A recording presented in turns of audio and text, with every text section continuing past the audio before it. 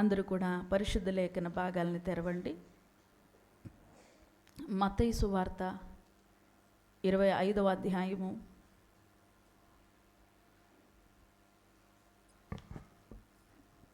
మొదటి నుంచి 13 వచనాలను ఒకసారి చదువమ్మా, అందరికి వినపడేలాగా. లేక ఒక్క నిమిషం, ఒక వచనం నేను చదువుతాను, రెండవ వచనం మీరు అందరూ చదవండి. అది ఇంకా బాగుంటుంది. అందరూ వాక్యం చదివినట్టు ఉంటుంది. ఎవరి దగ్గర అయితే బైబిల్స్ ఉన్నాయో, ఎవరికైతే చదవడం వస్తుందో అందరూ కూడా బైబిల్స్ తెరవండి. మత్తయి సువార్త 25వ అధ్యాయము మొదటి నుండి 13 వచనాలు. ఒక వచనం నేను చదువుతాను, రెండవ వచనం మీరు చదవండి. 3 నేను, 4 మీరు. పరలోక రాజ్యము తమ దివిటీలు పట్టుకొని పెండ్లి కుమారుని ఎదుర్కొనుటకు బయలుదేరిన 10 మంది కన్యకలను పోలి ఉన్నది.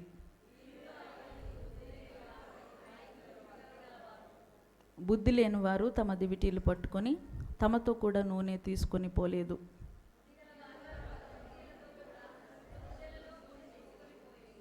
పెండ్లి కుమారుడు ఆలస్యం చేయగా వారందరూ కునికి నిద్రించుచుండిరి.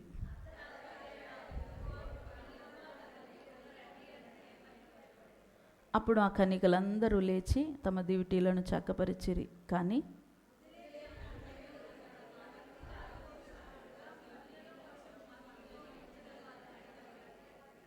అందుకు బుద్ధిగల కన్యకులు, మాకును మీకును ఇది చాలదేమో, మీరు అమ్మవారి యొద్దకు పోయి కొనుక్కురుడని చెప్పిరి.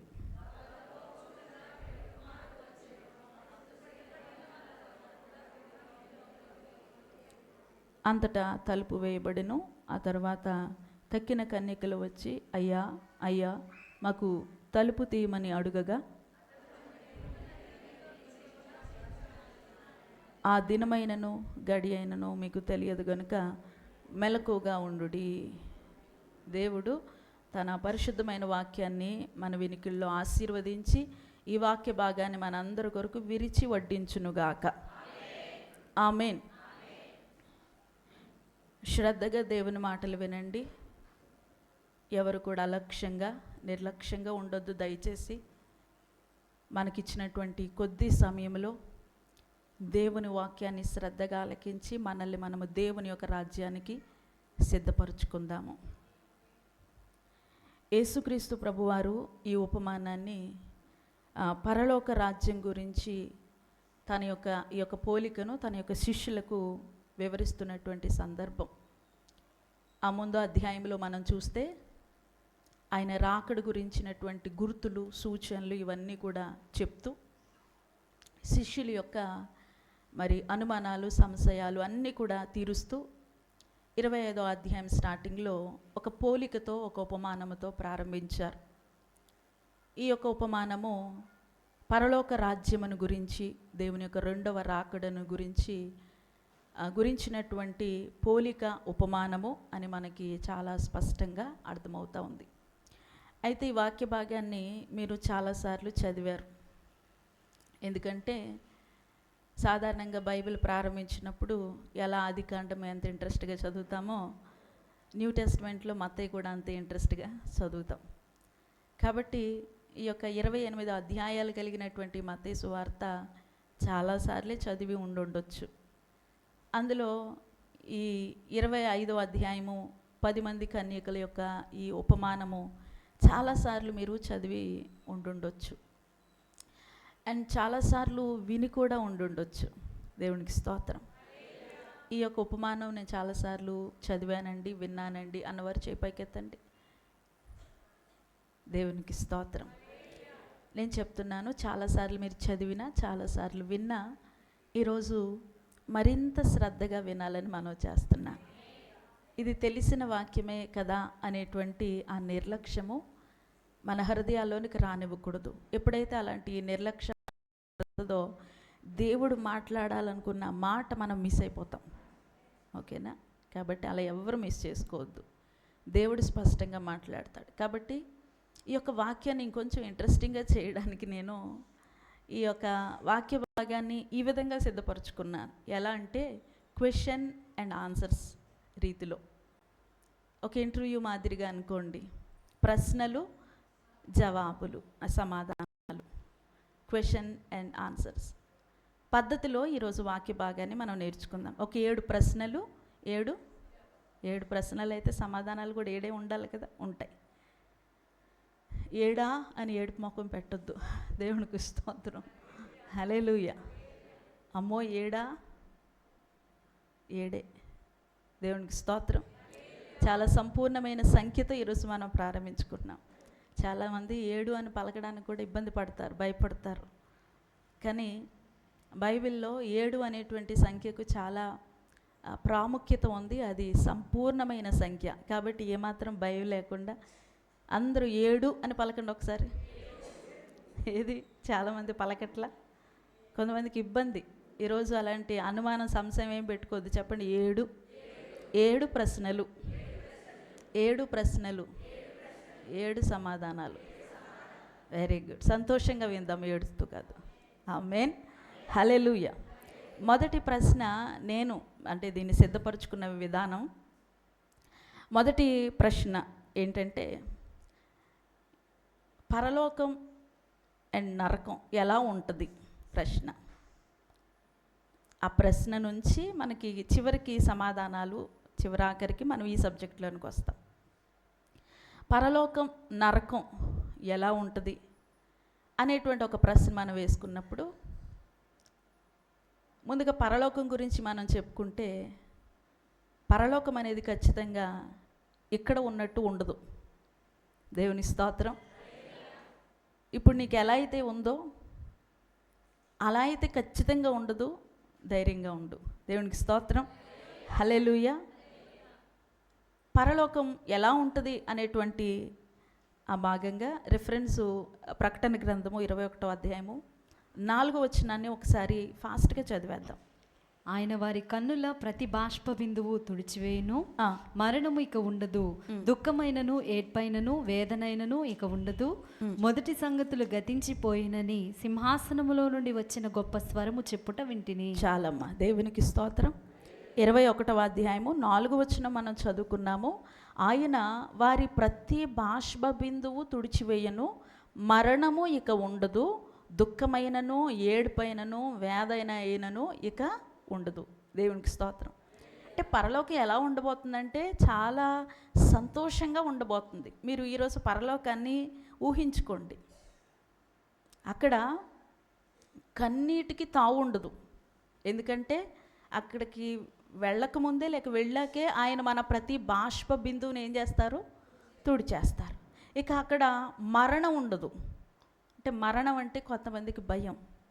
అక్కడికి వెళ్ళిన తర్వాత ఇక మరణం అనేది ఉండదు, దుఃఖము ఉండదు. ఏముండదు? దుఃఖము ఉండదు, ఏడ్పు ఉండదు, వేదన ఉండదు. దేవునికి స్తోత్రం, హల్లెలూయా.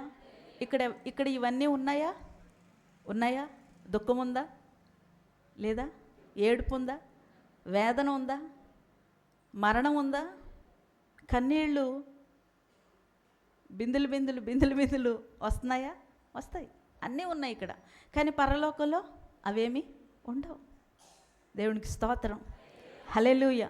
అది 21వ అధ్యాయం 23వ వచనం చదివితే, ఆ పట్టణములో ప్రకాశించుటకై సూర్యుడైనను చంద్రుడైనను దానికి అక్కర్లేదు, దేవుని మహిమయే దానిలో ప్రకాశించుచున్నది. చూడండి, అక్కడ సూర్యుడు చంద్రుడు ఉండడు. అంటే ఇక రాత్రి పగలు ఉండదు.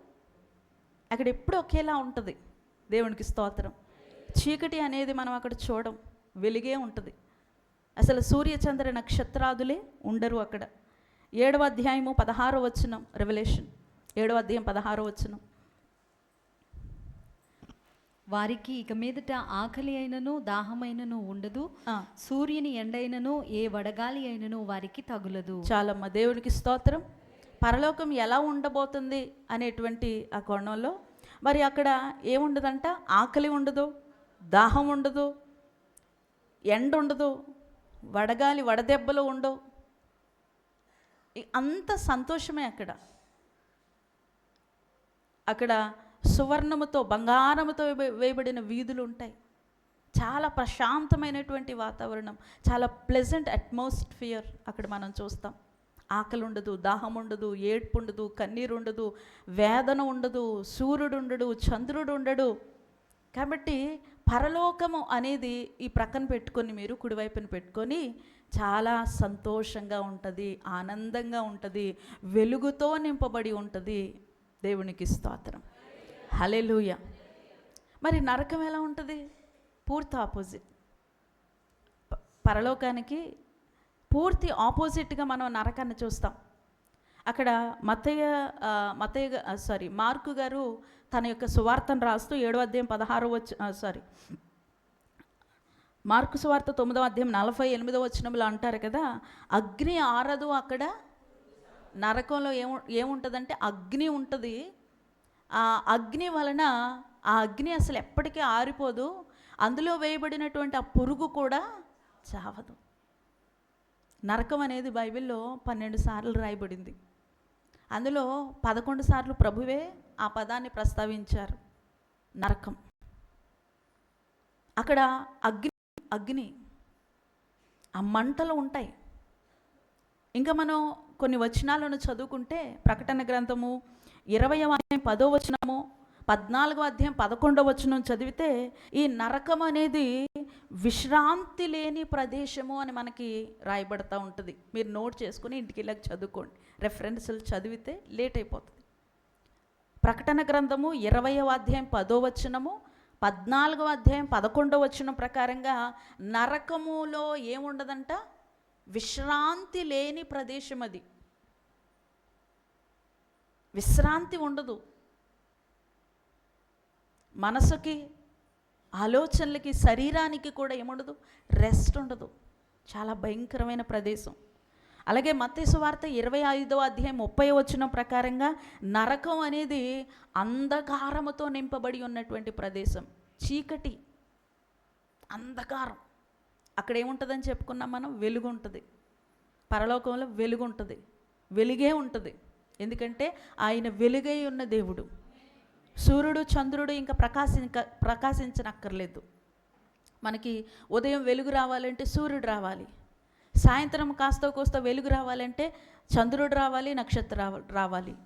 కానీ అక్కడ సూర్యుడికి, చంద్రుడికి, నక్షత్రాదులకి ఏం పని లేదు, ఆయనే ప్రకాశిస్తూ ఉంటాడు. కోటి సూర్యుల తేజోమయుడైన. అక్కడ వెలుగుంటే ఇక్కడ ఏముంటుంది? నరకంలో అంధకారం, చీకటి, కట్టిక చీకటి.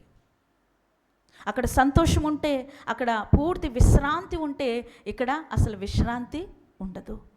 2వ తెస్సలోనికీయులకు రాసినటువంటి పత్రిక 1వ అధ్యాయము 7-9 వచనాలు చదివితే, ఆ యొక్క నరకం అనేది బాధతో నిండి ఉన్నటువంటి ప్రదేశం అంట. 2వ తెస్సలోనిక మీరు రాసుకున్న తర్వాత చదువుకోండి. 2 తెస్సలోనికన్స్ 1వ అధ్యాయము 7-9 వరకు, 7, 8, 9 వచనాల్లో నరకంలో ఏముంటుందంటే బాధతో నిండి ఉన్నటువంటి ప్రదేశం. పరలోకంలో ఏ బాధ ఉండదు, ఏ కష్టం ఉండదు, విశ్రాంతి, ఏడ్పు ఉండదు, వేదన ఉండదు, దుఃఖం ఉండదు, ఆకలి ఉండదు, దాహం ఉండదు, ఏమీ ఉండదు. ఎండ వస్తుంది, వడగాలి కొడుతుంది అని ఏ బాధ ఉండదు. కానీ నరకానికి వచ్చేటప్పటికి ప్రియ దేవుని బిడ్డలారా, బాధలు, అంధకారం, శ్రమలు, నిట్టూర్పులు, అగ్ని, వేడి, ఇవన్నీ కూడా నరకంలో ఉంటాయి. కాబట్టి ఊహించుకున్నారా? కుడి ప్రక్కనేమో ఏముంది? పరలోకం ఉంది, ఎడమ ప్రక్కనేముంది? నరకం ఉంది. ఎందులోకి వెళ్ళాలనుకుంటున్నారు? ఎందులోకి వెళ్ళాలనుకుంటున్నారు? ఖచ్చితంగా చెప్పండి. మీ నోటి మాటను దేవుడు స్థిరపరచవచ్చు. దేవునికి స్తోత్రం. ఖచ్చితంగా మనం అందరం వెళ్ళాలి అనుకునేటువంటి ప్రదేశం ఏంటంటే పరలోకమే. దేవునికి స్తోత్రం, హల్లెలూయా. ఈ పరలోకమును గురించినటువంటి ఆ వర్ణన మీరు ప్రకటన గ్రంథం చదవండి. ఆ పరలోకం గురించినటువంటి ఆ వర్ణన మనం చదువుతూ ఉన్నప్పుడు, మరి ఇక్కడ ఎన్నో వేదనలు, ఎన్నో దుఃఖాలు, ఎన్నో శ్రమల గుండా, నిట్టూర్పుల గుండా, నిందల గుండా, అవమానాల గుండా, బాధల గుండా, అయ్యో ఈ బాధ్యతల గుండా ప్రయాణం చేస్తున్నటువంటి మనము, మరి ఈ మాటలు వినగానే మనకు అనిపిస్తుంది, ఎప్పుడెప్పుడు పరలోకం వెళ్ళిపోవాలా. ఎందుకంటే అక్కడ అవేమీ ఉండవు. వండుకోవడం ఉండదు, తినడం ఉండదు, త్రాగడం ఉండదు, ఉతుక్కోవడాలు ఉండవు, ఆరవేసుకోవడాలు ఉండవు, మళ్ళీ మడత పెట్టుకోవడాలు ఉండవు, సర్దుకోవడాలు ఉండవు, ఏమీ ఉండవండి. దేవునికి స్తోత్రం. చాలా సంతోషంగా ఉంటుంది. కాబట్టి రెండవ ప్రశ్నగా మనం ఒకసారి రెండవ ప్రశ్నను మనం వేసుకుంటే, మనం ఊహించుకున్నటువంటి మన కొరకు సిద్ధపాటు చేయబడినటువంటి ఆ పరలోకంలోనికి మనం ఎప్పుడు వెళ్తాము? ఎప్పుడు వెళ్తాం? దేవునికి స్తోత్రం. యోహాను సువార్తలు మనం చదువుతాం, 14వ అధ్యాయం 3వ వచనంలో చదువుతాం. మనం ఎప్పుడు వెళ్తాం ఆ పరలోక రాజ్యం?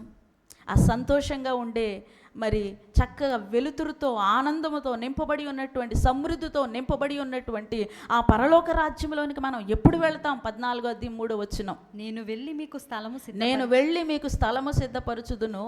పరచిన ఎడల నేనుండు స్థలములో మీరును ఉండులాగున, నేను ఉండేటువంటి స్థలములో మీరు కూడా ఉండేలాగున మరలా వచ్చి నా ఎద్దు నుండుటకు మిమ్మల్ని తీసుకొని పోదు. దేవునికి స్తోత్రం. హల్లెలూయా. ఎప్పుడు వెళ్తామంటే ఆయన వచ్చి తీసుకెళ్తాడు. అప్పటి వరకు మనము, దేవునికి స్తోత్రం, ఆయన చనిపోయి, యేసుక్రీస్తు ప్రభువారు చనిపోయి తిరిగి లేచిన తర్వాత ఆయన పరలోకంలోనికి ఆరోహణం అవుతూ ఆయన ఇచ్చినటువంటి మాట ఏంటంటే, మీ హృదయాలు కలవరపడనివ్వద్దు, ఇదిగో నేను ఇప్పుడు వెళ్తున్నాను, మీ కొరకు చక్కని స్థలాలు సిద్ధపరుస్తాను, సిద్ధపరిచిన తర్వాత నేను మరలా మీ కొరకు తిరిగి వస్తాను, తిరిగి వచ్చి నాతో కూడా ఉండుటకు మిమ్ములను తీసుకొని పోతాను. దేవునికి స్తోత్రం. హల్లెలూయా. ఖచ్చితంగా వస్తానన్నటువంటి ఆ ప్రభువు వస్తాడు. హల్లెలూయా. వచ్చి మనల్ని తీసుకుని వెళ్తాడు. హల్లెలూయా. హల్లెలూయా. వస్తాడండి ఆయన. వచ్చి ఆయన ఖచ్చితంగా మనలందరినీ కూడా తీసుకుని వెళ్తాడు. ఆమేన్. హల్లెలూయా. హల్లెలూయా. ఎప్పుడు వెళ్తాము అనేటువంటి ఆ ప్రశ్నకు ఆయన వచ్చి మనల్ని తీసుకుని వెళ్తాడు. ఎదురు చూడండి. ఆమేన్. హల్లెలూయా. మూడవదిగా మనం చూసినట్లయితే, ఎప్పుడు వస్తాడు ఆయన? పరలోకం నరకం గురించి చెప్పాను. తర్వాత ఆ పరలోకంలోనికి ఎప్పుడెప్పుడు మనం వెళ్తాము? ఆయన వచ్చి మనల్ని తీసుకెళ్తాడు. ఓకే, మరి ఎప్పుడు వస్తాడు ఆయన? ఆయన వచ్చి తీసుకెళ్తాడు. ఎప్పుడు వస్తాడు? దేవునికి స్తోత్రం. హల్లెలూయా. హల్లెలూయా. అనిపిస్తూ ఉంటుంది, ప్రభువా ఎప్పుడు వస్తావయ్యా? చాలాసార్లు సిద్ధపడి ఉన్నటువంటి వారికి వచ్చే మొదటి ప్రశ్న ఏంటంటే, ప్రభువా ఎప్పుడు వస్తావయ్యా? ఎందుకంటే వచ్చి నువ్వు తీసుకెళ్ళిపోతే ఇక్కడ ఈ బాధ్యతలు, ఈ బాధలు, ఈ బంధురీలు ఏమీ ఉండవు. నువ్వు వచ్చి తీసుకెళ్ళిపోతే ఓహో ఆహా. కాబట్టి ఎప్పుడు వస్తాడు ఆయన అనేటువంటి ఆ ప్రశ్నను మనం వేసుకున్నప్పుడు, ఇదిగో మరి దేవుని యొక్క వాక్యం చెప్తా ఉంది. అపోస్తల కార్యములు 1వ అధ్యాయము 7వ వచనం ప్రకారంగా, మరి కాలములు సమయములు ఆయన స్వాధీనంలో ఉన్నాయి అనే మాటను మనం చూస్తాం. First chapter 7th verse చదవమ్మా. అపోస్తల కార్యములు 1వ అధ్యాయం 7వ వచనం. కాలములు సమయములు తండ్రి తన స్వాధీనమందు ఉంచుకుని ఉన్నాడు. కాలములు సమయములు తండ్రి ఆయన స్వాధీనంలో ఉంచుకున్నాడు. వాటిని తెలుసుకొనటం మీ పని కాదు. వాటిని తెలుసుకోవడం, కాలము సమయము ఎవరి స్వాధీనంలో ఉన్నాయంట? దేవుని స్వాధీనంలో ఉన్నాయి. దేవునికి స్తోత్రం. హల్లెలూయా. మత్తయి సువార్త 25వ అధ్యాయము 13వ వచనం ప్రకారంగా ఈరోజు మన వాక్య భాగంలో ఆఖరి యొక్క మరి వచనములో ఉంటుంది, ఆ దినమైనను ఆ గడి అయినను మీకు తెలియదు గనుక మెలకువగా ఉండుడి. దేవునికి స్తోత్రం. హల్లెలూయా. ఎప్పుడు వస్తాడో ఏమో తెలియదు. ఆ కాలములు సమయములన్నీ కూడా ఆయన స్వాధీనంలో ఉన్నాయి. మత్తయి గారు అంటారు, ఆ దినమైనా ఆ గడి అయినా మీరు ఎరుగురు గనుక, మనము ఎరుగము గనుక, ఇదిగో మీకు తెలియదు కనుక మీరు మెలకుగా ఉండండి. ఆ దినమైన గడి అని మనకు తెలియదు, కానీ ఒక చిన్న క్లూ అయితే ఉంది. దేవునికి స్తోత్రం. కాలము సమయము ఆయనకి తెలుసు. ఆ గడియ ఆ సమయము మరి ఎప్పుడు మరి ఆయన వస్తారు అనేది ఆయనకి తెలుసు, మనకు తెలియదు. చిన్న క్లూ ఏంటంటే, రెవల్యూషన్ ప్రకారంగా మరి ప్రకటన గ్రంథము 22వ అధ్యాయం 7వ వచనం ప్రకారంగా ఆయన ఇస్తున్న క్లూ ఏంటంటే, ఇదిగో నేను త్వరగా వచ్చుచున్నాను. చాలమ్మా. దేవునికి స్తోత్రం. హల్లెలూయా. ఆయన ఇస్తున్న క్లూ ఏంటి? ఇదిగో నేను త్వరగా వచ్చుచున్నాను. దేవునికి స్తోత్రం. Hallelujah. He is arriving soon, very soon. త్వరగా వచ్చుచున్నాను. ఎప్పుడో మనకు తెలియదు, కానీ ఆయన రాకడ త్వరగా ఉంది, త్వరలో ఉంది. ఈ క్లూని బట్టి, ఈ ఆధారాన్ని బట్టి మనం ఏం చేయాలి? మెలకువగా ఉండాలి. దేవునికి స్తోత్రం. హల్లెలూయా. నీ ముందు ఉంచబడినటువంటి ఆ యొక్క సౌందర్యమైనటువంటి ఆ యొక్క నాయన బంగారు వీధులతో నీ కొరకు సిద్ధం చేయబడినటువంటి ఆ రాజ్యములోనికి, ఆ యొక్క సంతోషము, సమాధానము, రాజ్యం ఏలుతున్నటువంటి ఆ రాజ్యములోనికి వెళ్ళడానికి ఆ సమయం, ఆ గడియ మనకు తెలియదు. కానీ ఆయన ఇస్తున్నటువంటి ఒక చిన్న ఆధారం ఏంటంటే, ఇదిగో నేను త్వరగా వస్తాను. త్వరగా అంటే రేపు అవ్వచ్చు, ఎల్లుండి అవ్వచ్చు, ఎప్పుడైనా అవ్వచ్చు. హల్లెలూయా, హల్లెలూయా. ఇది గుర్తుపెట్టుకో. నువ్వెప్పుడు కూడా మనసులో ఉంచుకోవాలి తెలుసా ఏంటో, ఆయన త్వరగా వస్తున్నాడు. ఆమేన్, హల్లెలూయా. ఆయన వచ్చేటప్పటికి మనం ఎలా ఉండాలి? మెలకువగా సిద్ధపాటు కలిగి ఉండాలి. మెలకువగా ఉండాలి, సిద్ధపడి ఉండాలి. దేవునికి మహిమ కలుగును గాక. ఆమేన్, హల్లెలూయా.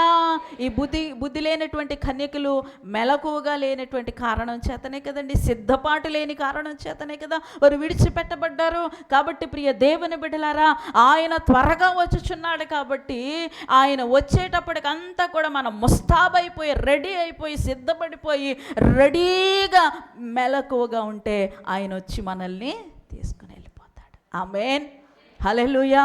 ఈరోజు ఒక ప్రశ్న వేసుకో. నువ్వు సిద్ధపడి ఉన్నావా? మెలకువగా ఉన్నావా?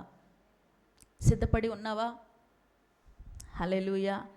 నువ్వు సిద్ధపడి ఉంటే నీకంటే మరి ఆశీర్వదింపబడినటువంటి వారు ఇంకొకరు లేరు. హల్లెలూయా, హల్లెలూయా.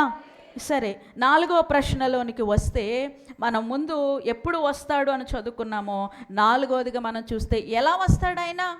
ఎలా వస్తాడాయన? దేవునికి స్తోత్రం.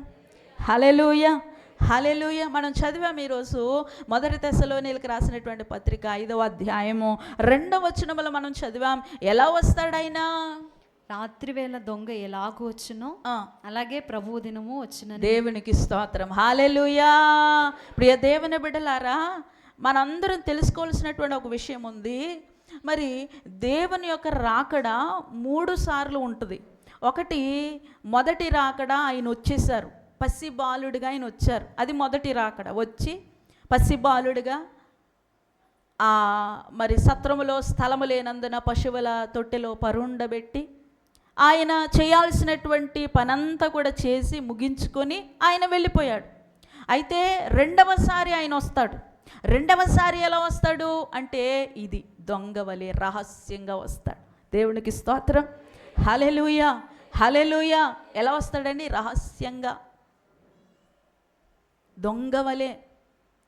ఎవరైనా ఇంటికి కన్నం వేయడానికి వచ్చినప్పుడు, దొంగతనం చేయడానికి వచ్చినప్పుడు బాజాలు మోగించుకుంటూ డీజే పెట్టుకొని, ఇదిగోండి మీ ఇంటికి దొంగతనానికి వస్తున్నాను అని వస్తాడు? రాడు.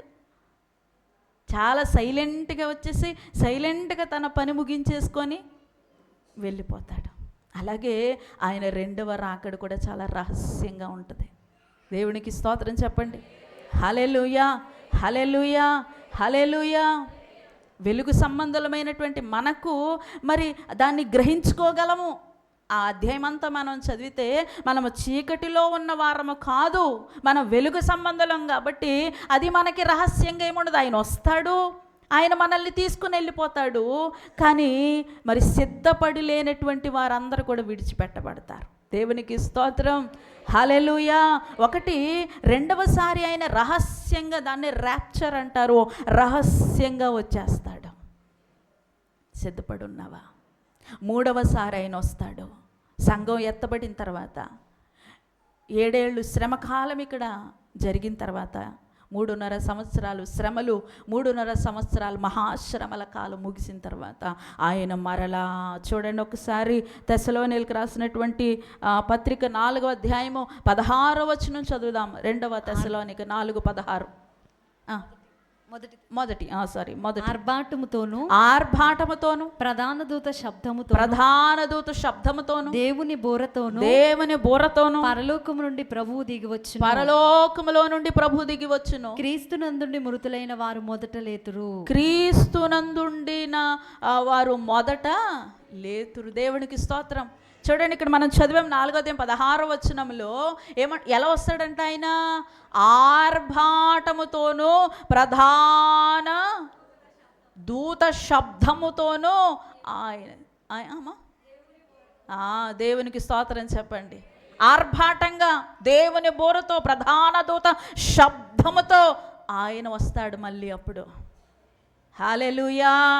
ఇది మీరు తెలుసుకోవాలి. మొదటి రాకడ అయిపోయింది. ఆయన మరి మొదటి రాకడలో పశువుల ఆయన చాలా దీనుడుగా, పసిబాలుడుగా ఆయన వచ్చాడు.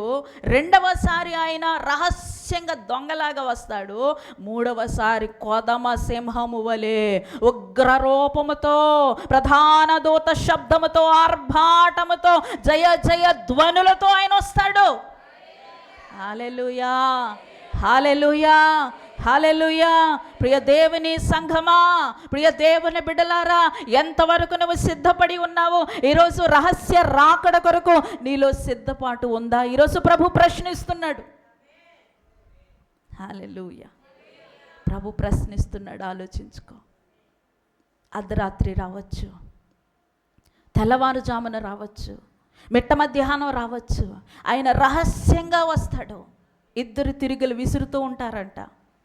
ఇద్దరు తిరుగులు విసురుతూ ఉండగా ఆ తిరగలు విసిరేటువంటి ఇద్దరు స్త్రీలలో ఒక స్త్రీ ఎత్తబడిపోతుంది, ఒక స్త్రీ విడవబడిపోతుంది. పొలములో ఇద్దరు పని చేసుకుంటూ ఉంటారు. ఆ పొలములో ఇద్దరు పని చేస్తూ ఉంటే ఒకరు ఎత్తబడిపోతారు, ఒకరు విరువబడతారు. కుటుంబంలో మరి భార్యాభర్తలు ఉంటారు, పిల్లలు ఉంటారు. భార్య ఎత్తబడిపోతుంది, భర్త విడవబడిపోతాడు. కొన్ని కుటుంబాల్లో భర్త ఎత్తబడిపోతాడు, భార్య విడవబడుతుంది. కొన్ని కుటుంబాల్లో పిల్లలు విడిచిపెట్టబడతారు, భార్యాభర్తలు, పేరెంట్స్ ఇద్దరు ఎత్తబడతారు. కొన్ని కుటుంబాలలో పిల్లలు ఎత్తబడతారు, పేరెంట్స్ విడవబడతారు. ఆ రహస్య రాకల్లో అంటే ఎవరు విడవబడతారంటే సిద్ధపాటు లేనటువంటి వారు. దేవునికి స్తోత్రం. అట్టి సిద్ధపాటు నీకుందా? రహస్య రాకడ ఎప్పుడొస్తుందో తెలియదు. దొంగవలే ఆయన వస్తాడు. ఏ జామున వచ్చినా, ఏ గడియలో వచ్చినా ఆయనతో పాటు వెళ్ళడానికి నువ్వు రెడీగా ఉండాలి. దేవునికి స్తోత్రం. హల్లెలూయా. అట్టి సిద్ధపాటు నాకుంది అన్నవారు మీ యొక్క చేతిని గుండె మీద పెట్టుకొని కుడి చేతిని ఆకాశం వైపు గట్టిగా హల్లెలూయా చెప్పండి. హల్లెలూయా, హల్లెలూయా, హల్లెలూయా. కొంతమంది చాలా బిగ్గరగా చెప్పారు, కొంతమంది సైలెంట్గా డౌట్గా చెప్పారు, కొంతమంది సైలెంట్గా ఉన్నారు. ఏమండి, కానీ నిజంగా నీ మనస్సాక్షికి తెలుసు, నీకు తెలుసు నువ్వు సిద్ధపడి ఉన్నావా లేదా అనేది. ఒకవేళ నువ్వు చేయి పైకెత్తి హల్లెలూయా చెప్పినా నీకు సిద్ధపాటు లేకపోతే ఒక్కసారి దేవుని సమీపించి నువ్వు సిద్ధపరచుకో. హల్లెలూయా, హల్లెలూయా. ఇందుకొరకైనా ప్రభు మన కొరకు ఇన్ని బాధలకు ఓర్చి ఈ భూమి మీదకి వచ్చి మరి ఇన్ని శ్రమలు పడి మన కొరకు చనిపోయింది. ఇందుకొరకేనా? మనం నశించిపోవడానికి ఆయన చనిపోయింది. ఆలోచించు. నువ్వు నశించిపోవడానిక? నశించి ఆ ఆరని అంధకారమయమైనటువంటి ఆ యొక్క కట్టిక చీకటిలో, ఆ బిలములో, ఆ బాధ విశ్రాంతి లేనటువంటి ఆ ప్రదేశంలో నువ్వు నరకయాతన పడడానికైనా యేసుక్రీస్తు ప్రభువారి ఈ భూమి మీదకి వచ్చి అన్నిటినీ వదులుకొని నీ కొరకు శ్రమలు పడి చనిపోయింది. అందుకోసమేనా? ఆలోచించు. సిద్ధపాటులోనికి రా. ఇంకా నీకు రక్షణ లేకపోతే దేని గురించినటువంటి ఆలోచన, నీకు దేని గురించి వెనక్కి వేస్తూ ఉన్నావు అడుగు. ఒకవేళ రక్షణ పొంది కూడా ఇంకా లోకంలో కలిసిపోయావేమో. ఈరోజు సిద్ధపడమని ప్రభు మాట్లాడుతున్నాడు. దేవునికి స్తోత్రం. హల్లెలూయా, హల్లెలూయా, హల్లెలూయా, హల్లెలూయా. మనం చూసుకున్నాం ఎలా వస్తాడు అంటే ఆయన మరి రహస్యంగా వస్తాడు, తర్వాత ఆర్భాటంతో కొదమ సింహములాగా కూడా వస్తాడు. ఆమేన్, హల్లెలూయా. సరే, ఐదవదిగా మరి ఆయన వస్తాడు అని చెప్తున్నారు. మరి ఎందుకు ఆయన ఆలస్యం చేస్తున్నాడు అనే ప్రశ్న ఇక్కడ మనం వేసుకుందాం. చాలాసార్లు చాలామందికి క్వశ్చన్ ఇది, చాలామందికి ప్రశ్న, సమాధానం తెలిసినప్పటికీ కూడా మరలా ఈ ప్రశ్న, ఎందుకు ఆయన ఆలస్యం చేస్తున్నాడు? ఎప్పుడో నేను పుట్టినప్పటి నుంచి మాట వింటున్నాను. నా మట్టుకు నేను పుట్టినప్పటి నుంచి మాట వింటున్నాను. మీ మట్టుకు మీరు ఎప్పటి నుంచో ఈ మాట వింటూ ఉన్నారు. బార్న్ క్రిస్టియన్స్ అయితే చిన్నప్పటి నుంచి వింటూనే ఉన్నారు. మరి కన్వర్టెడ్ క్రిస్టియన్స్ అయితే మీరు రక్షణలోనికి వచ్చినటువంటి నాట నుండి కూడా మరి దేవుడు వస్తాడమ్మా, నువ్వు సిద్ధపడి ఉండాలి, ఆయన రెండవసారి వస్తాడు. మరి ఎందుకు రావట్లేదు? ఎందుకు ఆయన ఆలస్యం చేస్తున్నాడు? Why is so late? ఎందుకు ఆయన ఆలస్యం చేస్తున్నాడు? ఎందుకు ఆయన రావడం లేదు అనే ఒక ప్రశ్న మనం వేసుకుంటే దేవుని యొక్క వాక్యం చెప్తోంది. మత్తయి సువార్త 24వ అధ్యాయము 14వ వచనాన్ని గనక మనం చదవగలిగినట్లయితే 24వ అధ్యాయం 14వ వచనం. మరియు ఈ రాజ్య సువార్త సకల జనులకును సాక్షార్థమై లోకమందంతటను ప్రకటింపబడును, అటు తరువాత అంతము వచ్చు. ఎందుకు ఆయన రాకడ ఆలస్యం అవుతుందో తెలుసా? ఈ రాజ్య సువార్త సకల జనులకు లోకమందంతటా ప్రకటింపబడాలి. నీ వరకు చేరుకుంది ఈ సువార్త. ఒక 10 సంవత్సరాల క్రితం ఈ సువార్త, ఈ సత్యవార్త నీకు తెలుసా? ఒక 15 సంవత్సరాల క్రితం ఈ సత్యవార్త, ఈ సువార్త నీకు తెలుసా? ఆయనే రక్షకుడని, ఆయనే విమోచకుడని, ఆయన వస్తాడని, ఆయన పరలోకం తీసుకెళ్తాడని, చనిపోయిన తర్వాత ఇంకొక లోకం ఉందని, ఇంకొక రాజ్యం ఉందని, అదే శాశ్వతమైనదని తెలుసా? తెలీదు. నీకు తెలిసింది. మరి ఇంకా తెలియనటువంటి వారు ఎంతోమంది ఉన్నారు. ఈ రాజ్య సువార్త సర్వలోకములో, లోకమందంతటా ప్రకటింపబడాలి. ప్రతి మూలల్లోనికి, ప్రతి పట్టణంలోనికి, ప్రతి దేశంలోనికి, ప్రతి ఒక్క రాష్ట్రంలోనికి, ప్రతి పల్లెల్లోనికి, ప్రతి ఒక్క ఇంటిలోనికి, ప్రతి ఒక్క వ్యక్తి యొక్క హృదయంలోనికి, ప్రతి ఒక్క చెవి దగ్గరికి వార్త వెళ్ళాలి. హల్లెలూయా, హల్లెలూయా. ప్రకటింపబడాలి. ఈ రాజ్యంలో అనేకులు కట్టబడాలి. ఈ రాజ్యంలోనికి అనేకులు చేర్చబడాలి. అందుకే మరి రాజ్య సువార్త ఈ లోకమందంతటా ప్రకటింపబడాలని ఆయన ఆలస్యం చేస్తూ ఉన్నాడు. రాలే కాదు. దేవునికి స్తోత్రం. చూడండి, ఇంకో మాట చదువుదాం. 2 పేతురు రాసినటువంటి పత్రిక 3వ అధ్యాయం 9వ వచనం కూడా చదువుదాం. 2 Peter chapter 3 verse 9. కొందరు ఆలస్యమని ఎంచుకున్నట్లు ప్రభువు తన వాగ్దానమును గూర్చి ఆలస్యం చేయవాడు కాదు, కానీ ఎవడునో నశింపవలని నిశ్చయింపక అందరూ మారు మనసు పొందవలని కోరుచు మీ ఎడల దీర్ఘశాంతము గలవాడై ఉన్నాడు. చూడండి, ఎవరు నశింపవలెనని ఇచ్చయింపక, అంటే అలాంటి కోరిక కలిగి ఎవరు నశించిపోకూడదు అనేటువంటి ఆ కోరికతో అందరూ మారు మనసు పొందాలని ఆయన ఏం కలిగి ఉన్నాడంట? దీర్ఘశాంతం కలిగి ఉన్నాడు. దీర్ఘశాంతం అంటే ఓపిక. ఆయన ఓపిక పడుతున్నాడు, దీర్ఘశాంతముతో ఉన్నాడు. ఎందుకంటే అందరికీ మాటలు చేరాలి, అందరికీ సువార్త చేరాలి, అందరి చెవిన ఈ మాటలు పడాలి. యేసే రక్షకుడు, క్రీస్తే ప్రభువు అని ప్రతి నోరు ఒప్పుకోవాలి, ప్రతి చెవి వినాలి.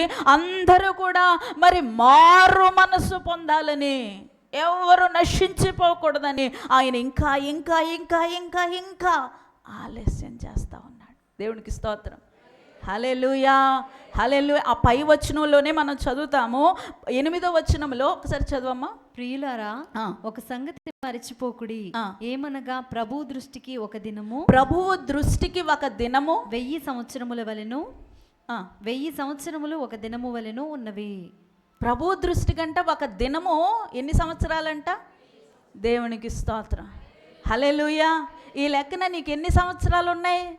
ఆయన దృష్టిలో, మన దృష్టిలోనేమో 40 సంవత్సరాలు అయిపోయినాయి, 50 సంవత్సరాలు అయిపోయినాయి, 30 సంవత్సరాలు అయిపోయినాయి అని అనుకుంటున్నాం. కానీ ఆయన దృష్టిలో ఇంకా నీవు ఈ భూమి మీదకి వచ్చి సెకండ్స్, నిమిషాల్లో ఉన్నావంతే. దేవునికి స్తోత్రం. హల్లెలూయా, హల్లెలూయా. ఆయన అంటున్నాడు, ఆయన అనుకుంటున్నాడు అనమాట, ఇలాగ పరలోక రాజ్యంలో ఆయన ఈ విధంగా అనుకుంటున్నాడు. ఇంకొక నిమిషం ఆలస్యం చేస్తే ఏంటది? ఇంకొక నిమిషం ఆలస్యం చేస్తే అంటే ఎన్ని నిమిషాలు ఆలస్యం అక్కడ మన దృష్టిలో? 1000 సంవత్సరాలు. దేవునికి స్తోత్రం. ఒక దినము మరి 1000 సంవత్సరాలు అయితే ఒక నిమిషం కనీసం ఒక 1000 నిమిషాలు ఉన్న అవుతుంది కదా. దేవునికి స్తోత్రం. హల్లెలూయా.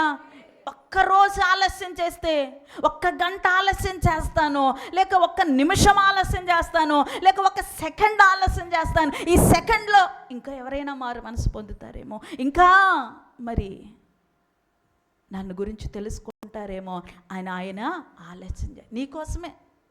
ఎవరి కోసం? నీ కోసమే. నువ్వు ఇంకా వెనక్కి వెళ్ళిపోతున్నావు.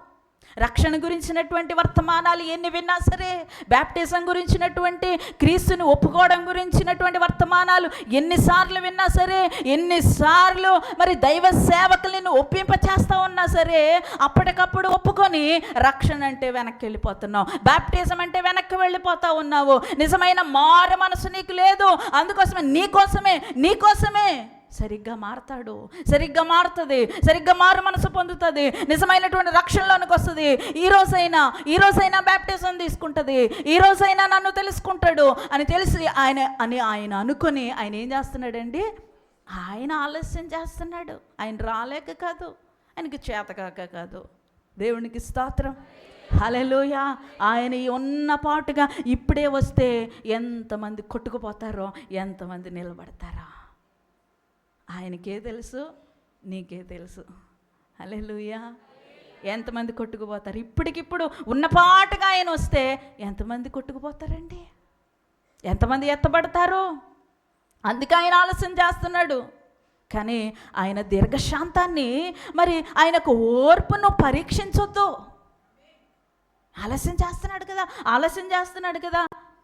ఇదిగో జనవరి 1కి, డిసెంబర్ 25కి, నా పుట్టినరోజుకి, ఆయన పుట్టినరోజుకి అని చెప్పి వాయిదా వేయద్దు. హల్లెలూయా. చాలామంది వివాహాల గురించి ఆలోచిస్తున్నారేమో, లేక జాబ్స్ గురించి ఆలోచిస్తున్నారేమో, భవిష్యత్తు గురించి ఆలోచిస్తున్నారేమో. ఏంటి, క్రీస్తు లేని భవిష్యత్తు ఒక భవిష్యత్తేనా? హల్లెలూయా. క్రీస్తు లేకుండా వచ్చే ఉద్యోగం ఒక ఉద్యోగమేనా? క్రీస్తు లేకుండా జరిగేటువంటి ఒక పెళ్ళేనా? దేవునికి స్తోత్రం. వీటి గురించా, ఈ లోక సంబంధమైనటువంటి వాటి గురించా నువ్వు వెనకబడికి వేస్తా ఉన్నావు? హల్లెలూయా. చాలామంది వెనకబడిపోతూ ఉన్నారు. ప్రియ దేవుని బిడ్డలారా, వెనకబడిపోతున్నారు. చాలామంది మరి ఆలస్యం చేస్తూ ఉన్నారు. ఎన్నిసార్లు దేవుని వర్తమానం నీ దగ్గరికి వస్తూ ఉన్నా, ఎన్నిసార్లు దేవుని ప్రత్యక్షత నీ దగ్గరికి వస్తూ ఉన్నా, ఇదిగో మరి రక్షణ గురించి నువ్వు వెనక్కి వెళ్ళిపోతూ ఉన్నావు. దేనిని బట్టి? హల్లెలూయా.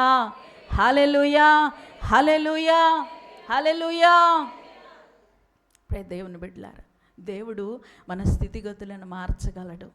మరి ఆ రచయిత ఎంత ఆలోచించి, ఎంత చక్కగా మరి అనుభవపూర్వకంగా పాట రాశారో కదండి. ఆయన మన కథ మొత్తం మార్చగలడు. హల్లెలూయా. ఏమైనా చేయగలడు, కథ మొత్తం ఆయన మార్చగలడు. ఆయన నీ కథ మార్చడానికి ఎన్ని రోజులు కావాలి ఆయనకి? హల్లెలూయా. ఓవర్ నైట్లో ఆయన్ని కథ మార్చేయగలడు. హల్లెలూయా. ఒక్క రాత్రిలో కదండి. యోసేపుని మనం గుర్తు చేసుకుంటే, యోసేపు మరి ఆ చెరసాలలో అప్పటి వరకు మాసిపోయినటువంటి గడ్డంతో, మరి మాసిపోయినటువంటి బట్టలతో ఆ చెరసాలలోనే ఉన్నాడు. మేలు పొందినటువంటి ఆ పానదాయకుడు మర్చిపోయాడు. 2 సంవత్సరాల తర్వాత మరి రాజుగారికి ఒక కల వచ్చింది. ఆ కళ యొక్క భావం ఎవరో చెప్పలేకపోయారు.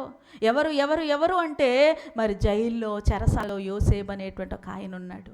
ఆయన వస్తే మన సమస్యకు పరిష్కారం దొరుకుతుందని చెప్పినప్పుడు, ఇదిగో మరి యోసేపుని పిలిపించి చక్కగా స్నానం చేయించి, క్షవరం క్లీన్ షేవ్ చేయించేసి, కొత్త బట్టలు వేసి రాజుగారి ముద్ర నిలబెడితే, రాజుగారికి వచ్చినటువంటి ఆ కళలు టపమని దేవుని ఆత్మ కలిగిన, దేవుడిచ్చిన వివేకాన్ని బట్టి చెప్పేశాడు. అంతే. ఇతని వంటి వివేకము కలిగినటువంటి, ఆత్మ కలిగిన వారిని ఇంకెక్కడైనా చూడగలమా అని చెప్పి ఆ దేశానికి ప్రధానమంత్రిని చేశాడు. ఎన్ని రోజులు పట్టింది? ఓవర్ నైట్లో. దేవునికి స్తోత్రం. హల్లెలూయా. నువ్వు అనుకుంటున్నావు, అమ్మో రక్షణ పొందేస్తే, బ్యాప్టిజం పొందేస్తే పెళ్ళిళ్ళు అవ్వేమో, అయ్యో బ్యాప్టిజం పొందేసుకుని పేరు మార్చేసుకుంటే జాబ్స్ రావేమో, ఇంకా భవిష్యత్తు సరిగ్గా ఉండదేమో అనుకొని నువ్వు వెనక్కి వెళ్ళిపోతున్నావేమో. మన వాళ్ళు మనల్ని చేరదీరేమో, మనలందరినీ మరి వెలేసేస్తారేమో, మన పెళ్ళిళ్ళకి రారేమో, మన పేరంటాలకు రారేమో, మన యొక్క విందులకి వినోదాలకు రారేమో, మనల్ని అదోలా చూస్తారేమో, చిన్న చూపు చూస్తారేమో, రకరకాలైనటువంటి కారణాలతో చాలామంది రక్షణకి వెనకబడిపోతున్నారని ప్రభు ఈరోజు మాట్లాడుతున్నాడు. దేవుని బిడ్డ, ఆ స్థితిలో నువ్వు ఉన్నావా? అలాంటి ఆలోచన, అలాంటి వైఖరి నీలో ఉందా? అలాంటి ధోరణి కలిగి ఉన్నావా? ఈరోజు ప్రభువు నిశ్చయంగా నీతోనే మాట్లాడుతున్నాడు. వాయిదా వేయొద్దు, వాయిదా వేయ. రేపు నీది కాదు.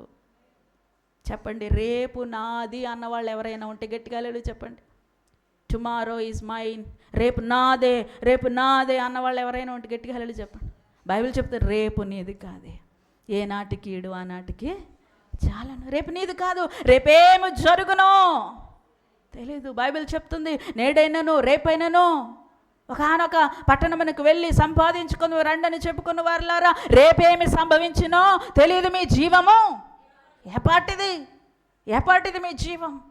అంతలో కనపడి అంతలో మాయమైపోయే ఆవిరి లాంటిది. ఒక గడ్డి పువ్వుకైనా 24 గంటల ఆయుష్ ఉందేమో కానీ మనకి లేదు. We have no warranty or guarantee. మనకి అసలు ఏమీ లేదు. ఏపాటిది మన జీవం? ఎందుకు నువ్వు ఇంకా ఆలస్యం చేస్తా ఉన్నావు? దేనిని బట్టి ఈరోజు ప్రభువు నీతోనే మాట్లాడుతూ ఉన్నాడు. హల్లెలూయా, హల్లెలూయా. ఆయన సమస్తమును సమకూర్చగలడు, ఆయన అన్ని చేయగలడు, ఆయన కథలు మార్చగలడు, ఆయన భవిష్యత్తులు ఇవ్వగలడు, ఆయన స్థిరపరచగలడు, ఆయన వివాహాలు చేయగలడు, ఆయన అన్నిటినీ చేయగలడు. కాబట్టి దేని గురించి ఆలోచించొద్దు. ఆయన ఆలస్యం చేస్తున్నాడని ఇంకా ఆయన ఓర్పును, ఆయన సహనాన్ని, ఆయన దీర్ఘశాంతాన్ని పరీక్షిస్తూ నువ్వు వెనక్కి వెళ్ళిపోవద్దు. నేడే అనుకూల సమయము, నేడే రక్షణ దినమని బైబిల్ ఈరోజు నీకు ప్రకటిస్తూ ఉంది. దేవుని యొక్క వాక్కు నీ దగ్గరికి వచ్చింది, దేవుని ప్రత్యక్షత నీ దగ్గరికి వచ్చింది. నేడే రక్షణ పొందు, నేడే అనుకూల సమయం. హల్లెలూయా, హల్లెలూయా. దిగులు పడొద్దు, దేని గురించి ఆలోచించొద్దు. ఎందుకు ఆలస్యం అంటే బికాస్ హీ లవ్స్ అస్, అంతే. ఆయన మనల్ని ప్రేమిస్తున్నాడు కాబట్టి, మానవాళి అంతటినీ ప్రేమిస్తున్నాడు కాబట్టి, అందరికీ రాజ్య సువార్త ప్రకటించబడాలి, అందరూ మారు మనసు పొందాలి అని ఆయన దీర్ఘశాంతం కలిగి ఉన్నాడు. అందులో నీ పిల్లలు ఉన్నారు. నీ పిల్లలకు రక్షణ పొందాలని ఆయన ఆలస్యం చేస్తున్నాడు. నువ్వేం చేస్తున్నావు మరి? మొదటి జామున లేచి నీ పిల్లల కొరకు ప్రార్థన చేస్తున్నావా? నీ భర్త రక్షణ కొరకే ఆలస్యం జరుగుతుంది. నీ భార్య రక్షణ కొరకే దేవుడు ఆలస్యం చేస్తున్నాడు. నువ్వేం చేస్తున్నావు? ఆయన ఆలస్యం చేస్తున్నాడు కదా, ఆయనే మార్చుకుంటాడులే అని నువ్వు గుర్రపెట్టి నిద్రపోతున్నావు. దేవుని బిడ్డలారా, ప్రార్థన చేయండి. మీ కుటుంబ రక్షణ కొరకు ప్రార్థన చేయండి. రాహాబుని ఎగ్జాంపుల్గా తీసుకోండి. రాహాబు తన ఇంటి వారందరి రక్షణ కొరకు మరి కనిపెట్టుకుంది. హల్లెలూయా, హల్లెలూయా. ఇక 6వ ప్రశ్నలోనికి మనం వెళ్తే, 6వ ప్రశ్న, పరలోకం ఎవరు వెళ్తారు, ఎవరు వెళ్ళరు? ఇప్పటి వరకు మనం 5 ప్రశ్నలు వేసుకొని దానికి చాలా ఈజీగా సులువుగా సమాధానాలు చెప్పుకుంటూ వచ్చాం. మొట్టమొదటిగా పరలోకం, నరకం ఎలా ఉంటుంది. రెండవది మనము ఆ పరలోకం ఎప్పుడు వెళ్తాము, ఎప్పుడు వస్తాడు ఆయన. మూడవది, నాలుగవది ఎలా వస్తాడు. ఐదవది ఆయన రాకడ ఎందుకు ఆలస్యం అవుతుంది. ఆరోది అసలు పరలోకం ఎవరు వెళ్తారు, ఎవరు వెళ్ళరు. అందరూ వెళ్తారా? ఇక్కడ మనం 10 మంది కన్యకుల గురించి నేర్చుకున్నాం కదా. 10 మంది వారు కన్యకులు. చెప్పండి ఎవరు? 10 మంది కన్యకలే. అక్కడ 5 మంది కన్యకులు, 5 మంది కన్యకలు కాదు అని చెప్పాల. 10 మంది కూడా కన్యకలు. కన్యక అంటే పాపము ఎరుగని వారు అని అర్థం. కన్యకలు అంటే ఇక్కడ పాపం చేయలేని వారు అంటే పరిశుద్ధులే. ఎవరు? 10 మంది కూడా చెప్పండి ఎవరు? పరిశుద్ధులే. చెప్పండి ఎవరు? 10 మంది పరిశుద్ధులే. హల్లెలూయా, హల్లెలూయా. 10 మంది పరిశుద్ధులే, 10 మంది కన్యకలే. 10 మందికి ప్రార్థనకి వెళ్ళే అలవాటు ఉంది, 10 మందికి వాక్యం చదివే అలవాటు ఉంది, 10 మందికి మరి పరిశుద్ధంగా జీవించే అలవాటు ఉంది, 10 మందికి అర్పణలు ఇచ్చే అలవాటు. 10 మంది కూడా మంచి వాళ్ళే. 10 మంది దగ్గర కూడా మనము దివిటీలు చూస్తున్నాము. దివిటి 10 మంది దగ్గర ఉన్నాయండి దివిటీలు. హల్లెలూయా. అంటే 10 మంది కూడా రక్షణ పొందిన వారే. దేవునికి స్తోత్రం. రక్షణ పొంది పరిశుద్ధంగా జీవిస్తున్నటువంటి వారే. జాగ్రత్త. రక్షణ పొందేశాను, పరిశుద్ధంగా జీవిస్తున్నాను అని అనుకుంటూ కొంతమంది చాలా లైట్గా ఉంటారు. వాళ్ళ కొరకు ఈ మాట. దేవునికి స్తోత్రం. అలాంటి మన కొరకు ఈ మాట. అందులో నేను కూడా ఉండొచ్చు, నువ్వు కూడా ఉండొచ్చు. 10 మంది కూడా మరి కన్యకలే, పరిశుద్ధంగా జీవిస్తున్న వారే. 10 మంది కూడా దివిటీలు కలిగి ఉన్నవారే, రక్షణ పొందినటువంటి వారే. 10 మంది కూడా వారు సిద్ధపడి ఉన్నారు. అంటే చక్కగా అందరూ ఒకే కాస్ట్యూమ్స్లో ఉన్నారు, చక్కగా సిద్ధపడ్డారు, మంచిగా డ్రెస్సింగ్ చేసుకున్నారు. మరి పెండ్లి కుమారుని ఎదుర్కోవడానికి బయలుదేరారు కూడా వాళ్ళు కదండి. మొదటి వచనంలో మనం చూస్తే ఒకసారి చదవమ్మా, 25వ అధ్యాయం మొదటి వచనం. పరలోక రాజ్యము తమ దివిటీలు పట్టుకుని, పరలోక రాజ్యము తమ దివిటీలు పట్టుకొని ఉన్న పెండ్లి కుమారుని ఎదుర్కొనుటకు బయలుదేరిన, పెండ్లి కుమారుని ఎదుర్కొనుటకు బయలుదేరిన 10 మంది కన్యకలను చూసారండి. 10 మంది కన్యకలు, 10 మంది దగ్గర దివిటీలు ఉన్నాయి. 10 మంది కూడా ఎవరిని ఎదుర్కోవడానికి బయలుదేరారు. హల్లెలూయా. అంటే చక్కగా బయలుదేరేటప్పుడు చింపురు జుట్టు వేసుకొని, ఊర్లు వెళ్ళేటప్పుడు చింపురు జుట్లు వేసుకొని, చిరిగిపోయిన బట్టలు వేసుకొని బయలుదేరుతావా? మనకున్న వాటిలోనే బెస్ట్ కాస్ట్యూమ్స్ తీసుకొని, చక్కగా మంచి వస్త్రాలు తీసుకొని కట్టుకొని, చక్కగా అలంకరించుకొని మనం అది కూడా వీళ్ళు ఎక్కడికి వెళ్తున్నారు? దేవునికి స్తోత్రం. హల్లెలూయా. ఓ పెళ్ళికి వెళ్ళాలనుకోండి, ఎలా వెళ్తాం మనం? మాసిపోయిన మొహం వేసుకొని, జిడ్డుగారిన మొహం వేసుకుని వెళ్తామా? ఏదో మనకున్న దాంట్లోనే 4 సార్లు సబ్బు పెట్టి తోమి కాస్త తెల్లగా కనపడేలాగా చేసుకొని, చక్కగా పౌడర్లు అద్దుకొని, సెంట్లు పూసుకొని, పట్టు చీరలు కట్టుకొని, మంచిగా అలంకరించుకొని పెండ్లికి వెళ్తాం. మరి ఈ 10 మంది కూడా చక్కగా అలంకరించుకొని, చక్కగా రెడీ అయ్యి పెండ్లి కుమారుని ఎదుర్కొనడానికి బయలుదేరిన వాళ్ళే. కానీ ఆ తర్వాత వచ్చిన వాళ్ళు మనం చూస్తే ఆ 10 మందిని ప్రభువు పరిశీలన చేసి పరీక్షించి చూసినప్పుడంట అందులో వేరియేషన్స్ కనబడుతున్నాయంట. 10 మంది కూడా పరిశుద్ధులే, 10 మంది రక్షణ పొందారు, 10 మంది కూడా మరి బయలుదేరి చక్కగా రెడీ అయిపోయి పెండ్లి కుమారుని ఎదుర్కొనడానికి మరి బయలుదేరినటువంటి వారే. ఆ 10 మందిని పరిశీలన చేసినప్పుడు ఇదిగో అందులో 2 వేరియేషన్స్ కనపడతా ఉన్నాయి, 2 గుంపులు కనబడుతున్నాయి. అందులో ఒక గుంపు వాళ్ళేమో బుద్ధి కలిగిన వారంట, ఇంకో గుంపేమో బుద్ధి లేని వాళ్ళంట. దేవునికి స్తోత్రం. ఏదో ఇలాగ అన్నానండి, అంటే ఇటు పక్క వాళ్ళందరూ బుద్ధిమంతులు, ఇటు పక్క వాళ్ళందరూ బుద్ధి లేని వాళ్ళని కాదండి. దేవునికి స్తోత్రం. ఏదో మామూలుగా అలా అన్నాను. దేవునికి స్తోత్రం. హల్లెలూయా. అంటే ఒక ప్రక్క వాళ్ళందరూ కూడా తెలివైన వాళ్ళంట. బుద్ధిమంతులు అంటే ఎవరు? తెలివైన వాళ్ళు. ఇంకో పక్క వాళ్ళందరూ కూడా తెలివి లేనివారు, బుద్ధిహీనులు, బుద్ధి లేనివారు. ఎలాగా వారి బుద్ధిహీనత బయటపడింది, ఎలాగ వారి తెలివి తక్కువతనం బయటపడింది, ఎలాగ వారు తెలివైన వారుగా, ఎలాగ వారు బుద్ధిమంతులుగా వారు మరి కనిపెట్టగలిగారు అని అంటే మనం తర్వాత వచనం చూస్తే బుద్ధిమంతులైనటువంటి ఆ కన్యకలంట, తెలివైనటువంటి ఆ కన్యకలు ఏం చేశారంట? తమ దివిటీలు పట్టుకున్నారు. దివిటీలతో పాటుగా సిద్దెలలో ఎగస్ట్రా ఆయిల్, అంటే ఆ సిద్ధులలో మరి ఇంకా మరి నూనెను వారు సిద్ధపాటు చేసుకుని తమతో పాటు తీసుకుని వెళ్ళారు. మరి తెలివి తక్కువ వారు, బుద్ధి లేని కన్యకలు ఏం చేశారంట? పట్టు చీరలు బాగానే కట్టారు, బాప్తీసం బాగానే తీసుకున్నారు, పరిశుద్ధంగా బాగానే జీవిస్తున్నారు, నీతిగా బాగానే ఉంటా ఉన్నారు, అన్నీ బాగానే సిద్ధపడ్డారు. కానీ వారి దగ్గర ఏమి లేదంట? ఎక్స్ట్రా ఆయిల్ లేదు. వేరే వారి దగ్గర సిద్ధి లేదు, దివిటి ఉంది, అప్పటి వరకు అది వెలుగుతానే ఉంది, రక్షణ ఉంది, కానీ వారి దగ్గర నూనె లేదు, ఎక్స్ట్రా నూనె లేదు. వాళ్ళ దగ్గర మరి వారి యొక్క దీపాల్లో ఆ నూనెను పోసుకోవడానికి లేదు. అందుకే వారి బుద్ధిహీనత, వారి తెలివి తక్కువతనం అక్కడ బయటపడింది. దేవునికి స్తోత్రం. హల్లెలూయా. మనం చూడవచ్చు చివరాఖరికి మరి ఆ యొక్క పెండ్లి కుమారుడు రావడం కాస్త ఆలస్యమైంది, అందరు నిద్రపోయారు. కానీ మధ్యరాత్రి వేళ ఒక శబ్దం వినబడతా ఉంది, ఇదిగో పెండ్లి కుమారుడు రాబోతున్నాడు, అతను ఎదుర్కొన్న రండి అని బిగ్గరగా వినబడినటువంటి ఆ శబ్దానికి 10 మంది లేచిపోయారంట.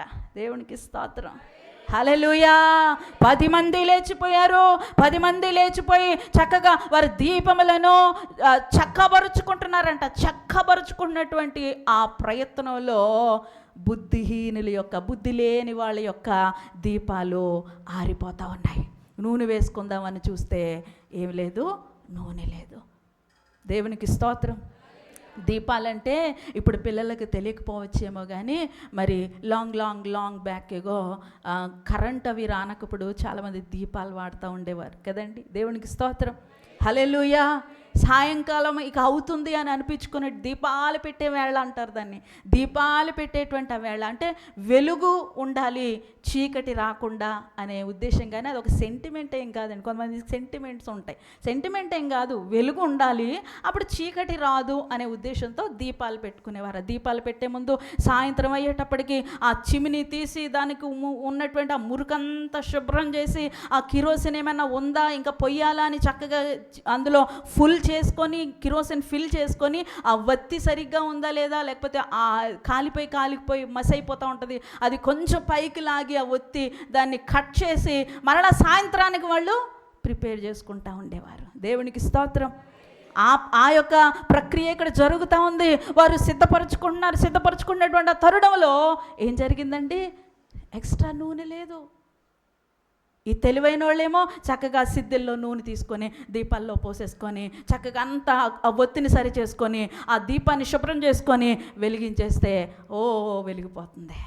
దేవునికి స్తోత్రం. హల్లెలూయా. అప్పుడు అన్నారు, ఇదిగో మాకు కూడా కాస్త నూనె ఇవ్వండి. బుద్ధి లేని కన్యకలు అడుగుతున్నారు, మాకు కూడా కాస్త నూనె ఇవ్వండి అంటే వాళ్ళ తెలివైన వాళ్ళు కాబట్టి, బుద్ధి కలిగినటువంటి వారు కాబట్టి అంటున్నారు కదా. తెలివైనటువంటి ఒక సమాధానం. మొహమాటం బాగలేదు ఇక్కడ. దేవునికి స్తోత్రం. తెలివైన వాళ్ళకంటే ఒక్కొక్కసారి మొహమాటం పనికిరాదండి. దేవునికి స్తోత్రం. తెలివైన వాళ్ళు మొహమాటస్తులుగా ఉండకూడదు. ఉండదు అసలు.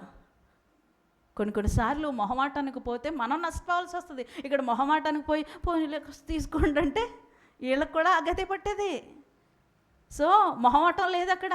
చాలా తెలివిగా ఏం సమాధానం చెప్పారంటే, ఇది మీకును మాకును చాలదేమో, మీరు వెళ్ళి కొట్టు దగ్గరికి వెళ్ళి కొని తెచ్చుకోండి. వాళ్ళు వెళ్ళారు, కొని తెచ్చుకునే లోపలనే పెండ్లి కుమారుడు వచ్చేసాడు. పరిశుద్ధాత్మతో నింపబడి వెలిగించబడినటువంటి అనుభవంతో ఉన్నటువంటి వీరు, సిద్ధపడినటువంటి అనుభవంతో ఉన్నటువంటి వీరిని పెండ్లి కుమారుడు తీసుకుని వెళ్ళిపోయాడు. దేవునికి స్తోత్రం. హల్లెలూయా. ఈరోజు నువ్వు అనుకుంటున్నావేమో, నేను బ్యాప్టిజం పొందేశాను కదా, నేను పరిశుద్ధంగానే నీతిగానే ఉంటున్నాను కదా, క్రమంగా మందిరానికి వస్తున్నాను కదా, అన్నీ బాగానే చేస్తున్నాను కదా అని అనుకుంటూనే చాలాసార్లు నీలో పరిశుద్ధాత్మ చల్లారిపోతూ ఉందేమో ఒకసారి గమనించుకో. హల్లెలూయా.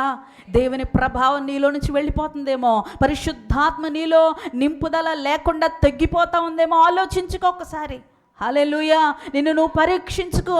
ఇక్కడ వారు పరిశుద్ధాత్మ నింపుదల లేని కారణం చేత వారు విడిచిపెట్టబడ్డారు. తర్వాత వచ్చి అంటున్నారు, ఇదిగో అయ్యా తలుపు తీయండి, మా కొరకు మేము వచ్చాము, తలుపు తీయండి అంటే ఆ పెండ్లి కుమారుడు అంటాడు కదా, ఏమంటాడు? బాప్తిసం తీసుకున్నప్పుడు చూశాడా? పరిశుద్ధాత్మ పొందుకున్నప్పుడు చూశాడైనా. ఎన్నోసార్లు నువ్వు ప్రార్థన చేస్తున్నప్పుడు నిన్ను చూసి నీ ప్రార్థన ఆలకించి నీకు జవాబిచ్చాడైనా, ఎన్నో మేలులు చేశాడైనా. అన్నీ చేసినటువంటి ఆయన ఈ రోజున అంటాడు, నువ్వెవరో నాకు. ఎంత భయంకరమైన మాట అది. హల్లెలూయా. హల్లెలూయా.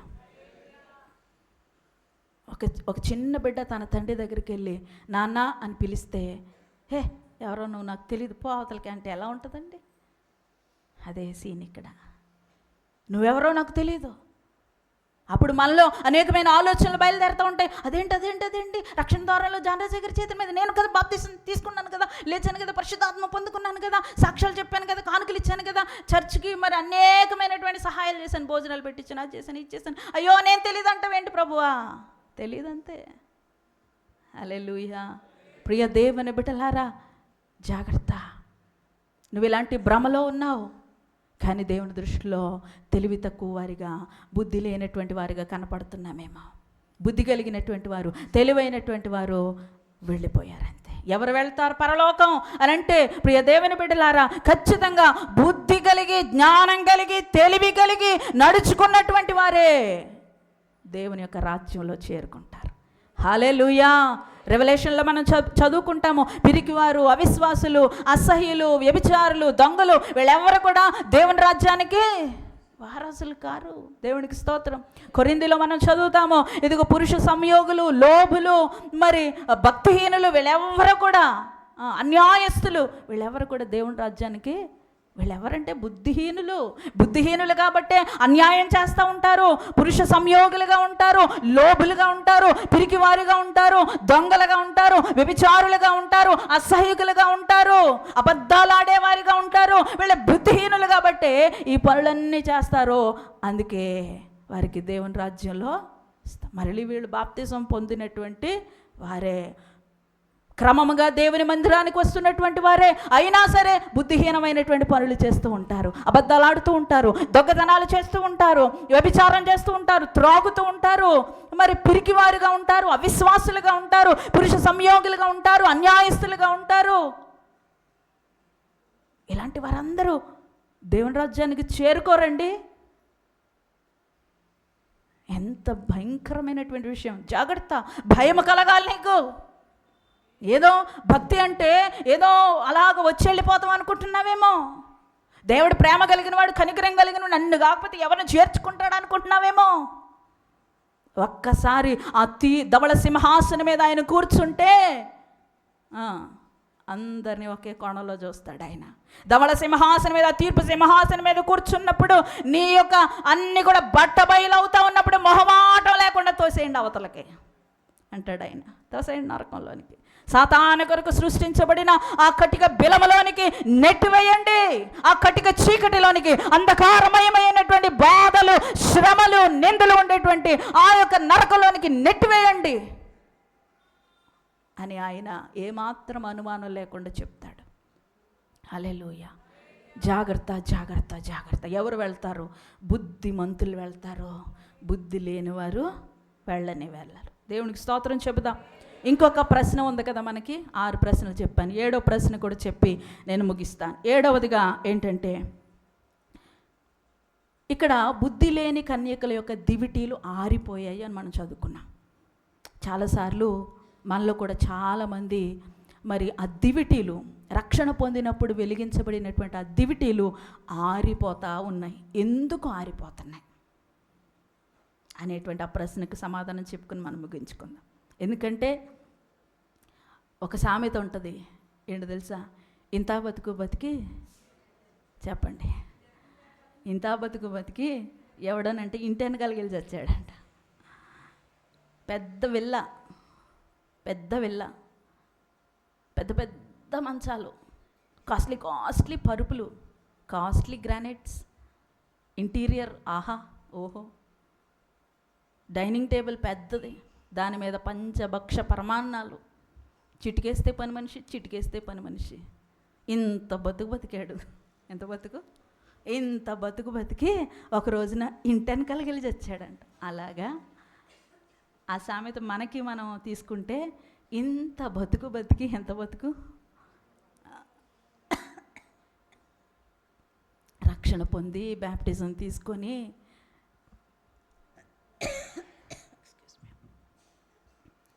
మీ అయిన వారి చేత, మీ బంధువుల చేత నానా మాటలు పడి, వెలివేయబడి, నిందించబడి, అవమానించబడి, దూరం పెట్టబడి, నెట్టివేయబడి, ఇన్ని శ్రమలు పొంది, ఇన్ని త్యాగాలు చేసి, ఇంత బతుకు బతికి పోయి నరకంలోకి వెళ్ళి చేస్తావా?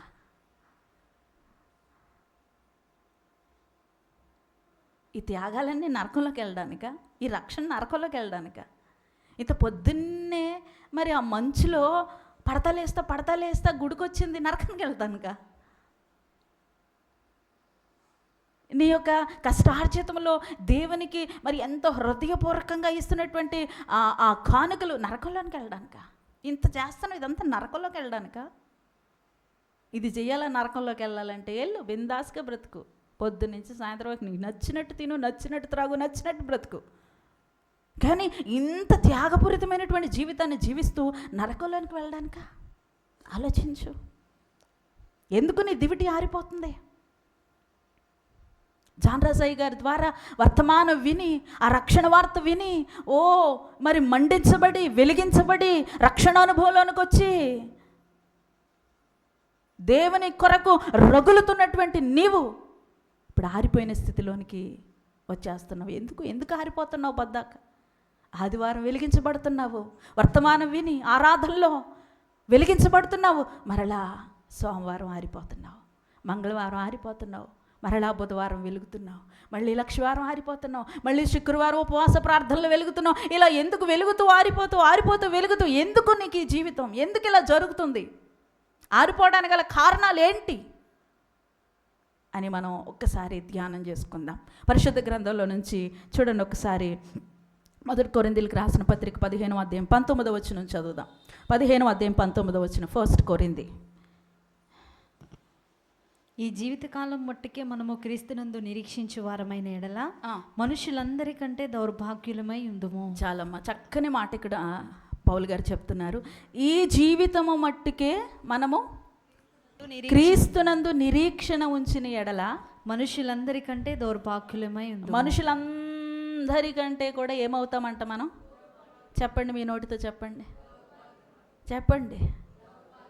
ఏమవుతాం మనం? ఈ జీవితం మట్టుకే నిరీక్షణ, క్రీస్తునందు నిరీక్షణ ఉంచితే దౌర్భాగ్యులమవుతాం. అంటే మీకు అర్థమయ్యేలా చెప్పాలంటే 2 రకాలైనటువంటి విశ్వాసాలు ఉంటాయి. ఈ లోక సంబంధమైన భూ సంబంధమైన విశ్వాసము, పరలోక సంబంధమైన విశ్వాసము.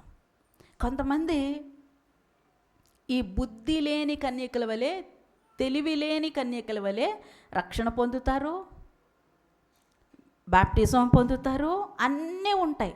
కానీ వారి విశ్వాసం ఎంతవరకు అని అంటే ఎంతసేపు ఈ లోక సంబంధమైన విశ్వాసం, ఈ జీవనము ఏమన్నారమ్మా అక్కడ, ఈ జీవిత కాలం మట్టుకే మనం ఈ జీవించినటువంటి కాలములో ఈ లోక సంబంధమైనటువంటి ఆ విశ్వాసం కలిగి ఉంటే చాలులే అనేటువంటి ధోరణిలో బ్రతుకుతూ ఉంటారు.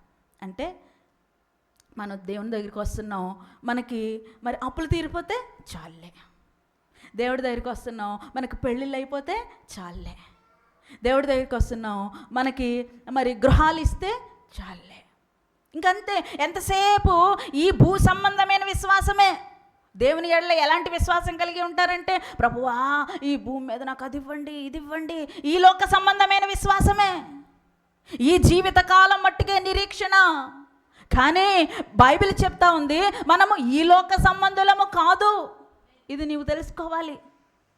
నువ్వు ఈ లోకంలో ధనము కొరకు, ఈ లోకంలో సంపద కొరకు, ఈ లోకంలో పేరు కొరకు, ఈ లోకంలో ప్రఖ్యాతి కొరకు, ఈ లోకంలో గృహాల కొరకు, పెళ్ళిళ్ళ కొరకు, పేరెంటాల కొరకు, ఈ లోక సంబంధమైన ఆశీర్వాదాల కొరకు నువ్వు ప్రభుని వెంబడిస్తున్నావు. కానీ అది మంచిదే, అన్నీ కూడా ప్రభు ఇస్తాడు. కానీ మనం ఈ లోక సంబంధులము కాదు అనేటువంటి సత్యము నీవు జీర్ణించుకోవాలి. దేవునికి స్తోత్రం. మనము పరలోక పౌరులము. హల్లెలూయా. మన యాత్ర పరలోకపు యాత్ర. మనము ప్రయాణంలో ఉన్నాము. ఏ ప్రయాణంలో ఉన్నామంటే పరలోకపు ప్రయాణంలో ఉన్నాము. దేవునికి స్తోత్రం. హల్లెలూయా. అందుకే భక్తుడైనటువంటి పౌలు కొలసీలకు రాసినటువంటి పత్రిక 3వ అధ్యాయము 1వ వచనంలో అంటాడు కదా, ఒకసారి ఫాస్ట్గా చదువు తల్లి. కొలసీలకు రాసిన పత్రిక 3వ అధ్యాయం 1వ వచనం. మీరు క్రీస్తుతో కూడా లేపబడిన వారైతే పైనున్న వాటినే వెదుకుడి. అక్కడ క్రీస్తు దేవుని కుడి పార్శ్వమున కూర్చుని. మీరు క్రీస్తునందు లేపబడిన వారైతే, మీరు బుద్ధిమంతులైతే, మీరు తెలివైన వారైతే ఏం వెతకాలి? ఈ లోక సంబంధమైనటువంటి వాటిని వెతకొద్దు. ఏం వెతకాలి? పైన ఉన్నటువంటి వాటిని వెతకండి. ఏముంది పైన? అక్కడ చదవమ్మా. దేవుని కుడి పార్శ్వమున, క్రీస్తు దేవుని కుడి పార్శ్వమున కూర్చుని ఉన్నాడు. 2 కూడా చదువు.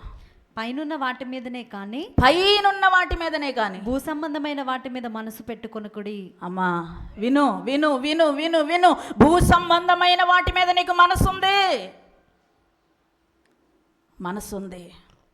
ఇస్తాడైనా నీకెప్పుడు ఏది కావాలో అది ఇస్తాడైనా. నీకెప్పుడు ఏది నీడో, ఏది అవసరమో అది ఇవ్వగలడు ఆయన. కానీ నీ మనసు ఎప్పుడు కూడా భూ సంబంధమైన వాటి మీదే. ఏం తినాలి, ఏం త్రాగాలి, ఏం కట్టుకోవాలి, ఏం సంపాదించుకోవాలి, ఏం పోగేసుకోవాలి, ఈ భూ సంబంధమైన వాటి మీదే మనసు ఉంది. చదవమ్మా. ఏలయనగా మీరు మృతి పొందితిరి, ఏలయనగా మీరు మృతి పొందితిరి, మీ జీవము క్రీస్తుతో కూడా దేవుని యందు దాచబడి ఉన్నది. దేవునికి స్తోత్రం కలుగునుగా. హల్లెలూయా. మీరు ఎందుకు ఆరిపోతున్నారు తెలుసా? పొద్దాక బాగా వినండి. ఎందుకు నీ దీపం పద్దాక ఆరిపోతుందో తెలుసా? ఒకప్పుడు ఎన్నో గంటలు ప్రార్థించు నీవు ఇప్పుడు ఒక 5 నిమిషాలు కూడా ఎందుకు ప్రార్థన చేయలేకపోయినావో తెలుసా? దేవుని సన్నిధిలో కన్నీరు కార్చిన అనుభవంతో ఉన్నటువంటి నీవు ఇప్పుడు దేవుని సన్నిధికి రావడానికే నీకు నచ్చడం లేదు. ఎందుకో తెలుసా? ఎందుకు నువ్వు ఆరిపోతున్నావు అనంటే నీ మనసు ఎప్పుడు భూ సంబంధమైన వాటి మీదే ఉంది.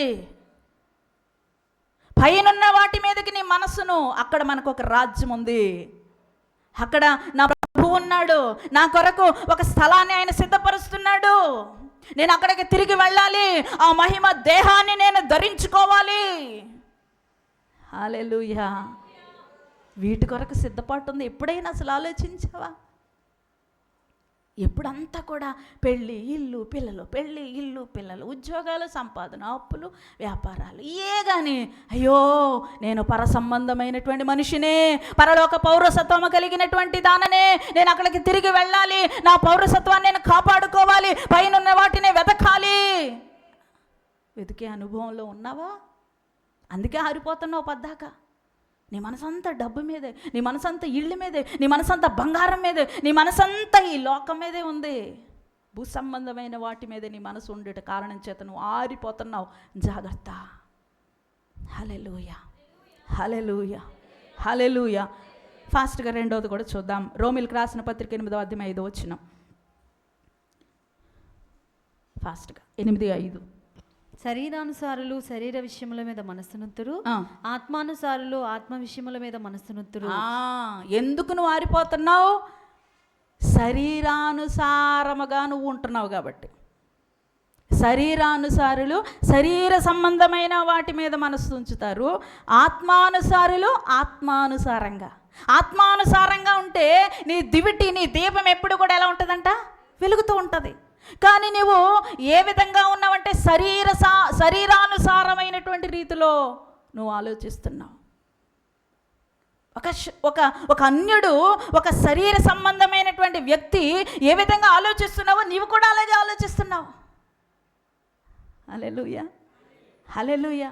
విశ్వాసం ఉందంటావు, నమ్మకం ఉందంటావు, గొప్పవాడంటావు, సమర్థుడంటావు, ఆయనకు అసాధ్యమైనది ఏదీ లేదంటావు. ఇవన్నీ అని ఆఖరికి వచ్చి లోకస్తుల్లాగానే ఆలోచిస్తున్నావు, శరీరాన సంబంధమైన మనుషుల్లాగానే ఆలోచిస్తున్నావు. హల్లెలూయా, హల్లెలూయా. శరీరానుసారులు వేరు, ఆత్మానుసారులు వేరు. భక్తుడైనటువంటి పౌలు గలతీలో అంటాడు కదా, 5వ అధ్యాయం 19వ వచనంలో, శరీర కార్యములు స్పష్టమై ఉన్నవి, అవేవనగా చదవండి. జాడత్వము, అపవిత్రత, కాముకత్వము, విగ్రహారాధన, అభిచారములు, ద్వేషములు, కలహములు, మత్సరములు, క్రోధములు, కక్షలు, భేదములు, విమతములు, అసూయలు, మత్తతులు, అల్లరితో కూడిన ఆటపాటలు మొదలైనవి. వీటిని గూర్చి నేను మునుపు చెప్పిన ప్రకారము ఇట్టి వాటిని చేయువారు దేవుని రాజ్యమును స్వాతంత్రించుకొనలేరు. దేవునికి స్తోత్రం. ఆ చివరి వరకు ఎప్పుడైనా చదివావా? శరీర కార్యాల దగ్గరే చదివే సాగిపోతున్నావు. శరీర కార్యాలు శరీరానుసారాలు ఎప్పుడు కూడా దేని గురించి ఆలోచిస్తారంటే, అక్కడ రాశాడు,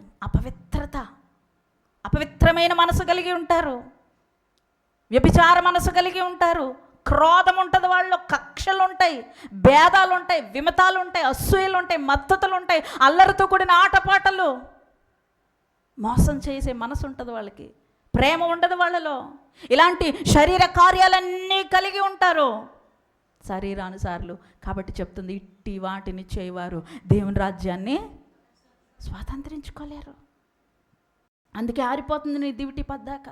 ఆ క్రిందకు మనం చదివితే ఆత్మఫలం ఏమనగా అంటే ఆత్మానుసారులు ఎలా ఉంటారని రాస్తూ, ఆత్మఫలం ఏమనగా ప్రేమ, సంతోషము, సమాధానము, దీర్ఘశాంతము, దయాళత్వము, మంచితనము, విశ్వాసము, సాత్వికము, ఆశానిగ్రహము. ఆత్మ సంబంధమైనటువంటి మనసు కలిగినటువంటి వారిలో ఎప్పుడేముంటుంది? ప్రేమ ఉంటుంది. శత్రువుని సైతం ప్రేమిస్తూ ఉంటారు, సమాధానంగా ఉంటారు, సంతోషంగా ఉంటారు. అవన్నీ కూడా వారిలో ఆ ఫలాలు కనిపిస్తూ ఉంటాయి. ఆత్మ సంబంధమైనటువంటి మనుషుల్లో ఆ కాయలు, ఆ పళ్ళు కనిపిస్తూ ఉంటాయి. శరీరానుసారులు వాళ్ళ ఆలోచనలు, వారి ప్రవర్తన ఎప్పుడు కూడా ఈ విధంగా ఉంటే ఆత్మ సంబంధమైనటువంటి మనుషులు ఈ విధంగా ఉంటారు. హల్లెలూయా. నువ్వు ఆరిపోవడానికి గల కారణం ఏంటో తెలుసా? నువ్వు అస్తమాలు పడిపోవడానికి గల కారణం ఏంటో తెలుసా? నువ్వు శరీరానుసారమైనటువంటి రీతిలో ఉన్నావు. నువ్వు రక్షణ పొందాను అనుకుంటున్నావు, బ్యాప్టిజం పొందాను అనుకుంటున్నావు, దేవుని మందిరానికి వస్తున్నాను అని అనుకుంటున్నావు, చాలా చాలా మంచి పనులు చేస్తున్నాను అనుకుంటున్నావు, కానీ నీవు శరీరానుసారమైనటువంటి రీతిలో ఆలోచించడం వలన, ఉండడం వలన, ప్రవర్తించడం వలన నువ్వు పద్దాక నీ యొక్క దివిటి ఆరిపోతుంది. జాగ్రత్త. దేవునికి స్తోత్రం. ఈరోజు చెప్తున్నాను ప్రియ దేవుని బిడ్డలారా, ఇదిగో నీ యొక్క శరీరాన్ని మరి సుఖపెట్టద్దు. నీ యొక్క ఆత్మ ద్వారా, ఆత్మ బలము చేత శరీరాన్ని ఏం చేయాలి? నలగగొట్టాలి. హల్లెలూయా. శరీరం మాట వినద్దు. శరీరానికి ఆత్మకు గొప్ప విరోధం ఉన్నది. నువ్వు ఎవరిని గెలిపిస్తున్నావు? నీ శరీరాన్న, నీ ఆత్మనా? ఆత్మ చెప్తా ఉంటుంది లేచి ప్రార్థన చేయమని. చేయి. శరీరం చేయొద్దు అంటది, దాని మాట వినొద్దు. పౌలు అంటాడు కదా, అందరికీ తెలిసినటువంటి మాటే, ఇదిగో నేను బోధించి భ్రష్టుడిని అయిపోకుండా నిమిత్తము నేను అప్పుడప్పుడు ఏంటది అప్పుడప్పుడు ప్రార్థన చేస్తున్నాను అంటున్నాడు. ఏమంటున్నాడు? ప్రతిదినము నా యొక్క శరీరమును ప్రార్థనలో నలగొట్టుకుంటున్నాడంట. ఏది నలిగిన అనుభవం నీకుందా? ప్రార్థనలో నలుగుతున్నావా? హల్లెలూయా, హల్లెలూయా. ప్రార్థనలో నలుగుతున్నావా? నీ శరీరాన్ని నలగొడుతున్నావా ప్రార్థనలో? లేక నీ శరీరాన్ని సుఖపెడుతున్నావా? శరీరాన్ని సుఖపెడుతున్నారు చాలామంది. పడుకుంటున్నారు, తింటున్నారు, త్రాగుతున్నారు, నలగొట్టలేని స్థితి. అందుకే నీకు నీ దివిటి ఆరిపోతుంది. ఆత్మ చేత నీ శరీరాన్ని నలగొట్టి ఆత్మ సంబంధమైన రీతిలో నువ్వు ప్రార్థనలో, వాక్యంలో నిరంతరము నీ జీవితాన్ని నువ్వు కట్టుకుంటే కనుక నీ దివిటి వెలుగుతూ ఉంటుంది. హల్లెలూయా, హల్లెలూయా. ఎందుకు చెప్తారు పాస్టర్ గారు? ఊరికనే చెప్తారా? ప్రార్థన చేయండి, వాక్యం చదవండి. ఈరోజు ఎంతమంది ప్రార్థన చేసి వచ్చారు? ఎంతమంది వాక్యం చదివి వచ్చారంటే, పొద్దున్నే కదండి ప్రార్థనకు రావడమే ఎక్కువ, మళ్ళీ ప్రార్థన చేసుకుని వాక్యం చదువుకుని రావాలా అనే గనులు ఉంటారు మనకి. పోనీ ఈరోజు కాదు, అసలు ఈరోజు కూడా ప్రార్థన చేసి నీ డైలీ పోర్షన్ చదువుకునే రావాలి. హల్లెలూయా, హల్లెలూయా. ప్రతిదినము ప్రార్థనలో నువ్వు కట్టుకో, వాక్య ధ్యానంలో నువ్వు కట్టుకో. వాక్యము చేత ఉదక స్నానము నువ్వు చేయించుకుంటే నీ ఆత్మ బలపరచబడుతుంది. ఆత్మ ద్వారా శరీర క్రియలను చంపుతావు. అప్పుడు నీ దివిటి ఏమవుతుంది? వెలుగుతుంది. వెలుగుతూ ఉంటే ఆయన వచ్చి లటక్క నేను పట్టుకెళ్ళిపోతా. హల్లెలూయా. కోరుకుంటే సరిపోదు. పరలోకం వెళ్ళాలి, పరలోకం వెళ్ళాలి, పరలోకం వెళ్ళాలి. కోరుకుంటే సరిపోదమ్మా. ఎవరికి ఉంటుంది? అందరికీ ఉంటుంది. కానీ దానికి తగ్గ క్రియలు మనం కలిగి ఉండాలి. చూడండి, మరొక మాటను చూద్దాం. మత్తయి సువార్త 25:26. కొంచెం ఫాస్ట్గా 9 అయిపోయిందా? 25:26. అందుకు అతని యజమానుడు వానిని చూచి సోమరివైన చెడ్డదాసుడా, నేను విత్తని చోట కోయివాడను, చల్లని చోట పంట కూర్చుకుని వాడనని వెరుగు. మన దివిటి ఆరిపోవడానికి గల కారణం ఏంటో తెలుసా? ఒకటి భూ సంబంధమైన విశ్వాసం కలిగి ఉండడం, రెండవది శరీరానుసారమైనటువంటి మనసు కలిగి ఉండడం, మూడవది సోమరితనం. చెప్పండి అందరూ గట్టిగా చెప్పండి. సోమరితనం లేదన్న వాళ్ళు గట్టిగా చెప్పండి. అంటే అందరూ సోమరులేనా? ఓహో, ఆల్ ది బెస్ట్. చెప్పండి గట్టిగా, సోమరితనం లేని వాళ్ళు. దేవునికి స్తోత్రం. నువ్వు సోమరిగా ఉంటే నీ దివిటి ఏమైపోతుంది? ఆరిపోతుంది. బైబిల్ చెప్తుంది, భక్తుడైనటువంటి జ్ఞానైన సొలొమోను అంటాడు కదా, ఇదిగో సోమరి అంట విత్తులు వేసే కాలంలో ఏం చేస్తాడంట? కనీసం దున్ననైనా దున్నడంట. మీరు ఇంటికి వెళ్ళి చదువుకోండి, ప్రావెర్బ్స్లో ఉంటుంది. సామెతలు 20:4 ఉంటుంది. ఏంటో తెలుసా? మరి అందరూ విత్తులు వేస్తూ ఉంటే వీడు కనీసం భూమిని దున్నను కూడా దున్నాడంట. కానీ టయానికి కొడవలు పట్టుకుని వెళ్ళిపోతాడంట కోత టైంలో. ఆహా, ప్రియ దేవుని బిడ్డలారా, చాలామంది కూడా ఇలానే ఉన్నారు. సోమరితనం. అందరూ మరి ప్రార్థన చేస్తూ, విశ్వాసులందరూ ప్రార్థన చేస్తూ, ప్రార్థన ద్వారా ఆ విత్తనములు విత్తుకుంటూ దేవుని రాజ్యానికి సిద్ధపడతా ఉంటే నువ్వేమో సోమరితనముతో మరి 24:33-34 ప్రకారంగా ప్రావెర్బ్స్లో ఇంకొంచెం ఇంకొంచెం నిద్ర, ఇంకొంచెం కునికిపాటు అని చెప్పి ఇంకా దుప్పటి పైకి లాగుతూ ఉంటే డ్యూటీ ఎక్కడ వెలుగుంటుంది? సోమరితనం. కొంతమంది వారి ఆఫీస్కి యాక్టివ్గానే వెళ్తారు, ఆఫీస్కి యాక్టివ్గా వెళ్ళిపోతారు, కాలేజీలకి యాక్టివ్గా వెళ్ళిపోతారు, చెరువుల దగ్గరికి యాక్టివ్గా వెళ్ళిపోతారు, వ్యవసాయం దగ్గరికి యాక్టివ్గా వెళ్ళిపోతారు, వారి వారి యొక్క పనుల దగ్గరికి యాక్టివ్గా వెళ్ళిపోతారు. కానీ దేవునికి సంబంధించినటువంటి విషయాలకు వచ్చేటప్పటికి మాత్రం సోమరితనం. ఒకవేళ ఆ లిస్టులో నువ్వు ఉంటే మార్చుకో, ఆ సోమరితనాన్ని తీసివేయి. పొద్దున్నేలే, కనీసం ఆదివారం అయినా పొద్దున్నేలే. ఏ కాలేజీలో రానిస్తారా నిన్ను లేట్గా వెళ్తే? ఆఫీస్కి రానిస్తారా? మీరు వర్క్ చేసేటువంటి చోట్లకి రానిస్తారా? కానీ మందిరానికి, దేవునికి సంబంధించినటువంటి విషయాలకు మాత్రం చురుకుదనం ఉండదు, యాక్టివ్నెస్ ఉండదు. అసలు క్రైస్తవులే చురుకైన వారిగా ఉండాలని బైబిల్ చెప్తుంది కదా. సారాను చూసుకోండి, రిబ్కాను చూసుకోండి, త్వరగా ఆ అధ్యాయాలు చదివితే ఈ త్వరగా అనేటువంటి మాట ఎన్నోసార్లు మనం చూస్తాం. ఏ పని కూడా వారు చిన్నగా నత్త నడక లేక తాబేలు నడవలేదు. వారు త్వరగా లేడివలే త్వరగా వారు వంటను సిద్ధం చేసేవారంట. త్వరగా అన్ని పనులు సమకూర్చేవారు. చురుకుగా ఉండాలి. సోమరితనము ఎవరిలో ఉన్నా సరే అది ప్రభువైన యేసు నామములో తీసివేయండి.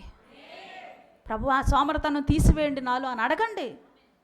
యాక్టివ్గా చురుకుగా ఉండండి. ఆ సోమరితనం వల్లనే నీ దివిటి ఆరిపోతుంది. చూడండి, రెవల్యూషన్ 3వ అధ్యాయము, ప్రకటన గ్రంథం 3వ అధ్యాయం 15వ వచనం. కొంచెం త్వరగా. నీ క్రియలను నేను ఎరుగుదును, నీవు చల్లగానైనను వెచ్చగానైనను లేవు, నీవు చల్లగానైనను వెచ్చగానైనను ఉండిన మేలు, నీవు వెచ్చగానైనను చల్లగానైనను ఉండక నులివెచ్చనగా ఉన్నావు కనుక. ఎందుకు నీ దివిటి ఆరిపోతుంది తెలుసా? అటు చల్లగాను లేవు, ఇటు వెచ్చగా లేవు. ఎలా ఉన్నావంట? నులివెచ్చగా, అటు ఇటు కాకుండా మధ్యస్థంగా ఉన్నావు. కొంచెం వెళ్ళిపోతే అటు వెళ్ళిపో పూర్తిగా, లేకపోతే ఇటు వచ్చేయి పూర్తిగా. కానీ మనం ఎలా ఉంటామో? కాస్త అటు కాస్త ఇటు, నులివెచ్చని స్థితి. అందుకే నీ దివిటి ఆరిపోతుంది. ఆ క్రింద వచనంలో అంటాడు కదా, 17వ వచనంలో చదవం ఒకసారి. నీవు దౌర్భాగ్యుడవును, దిక్కుమాలిన వాడవును, దరిద్రుడువును, గుడ్డివాడవును, దిగంబరుడనైనావని ఎరుగక నేను ధనవంతుడును, ధనవృద్ధి చేసినాను, నాకేమీ కొదువలేదని చెప్పుకొనుచున్నావు.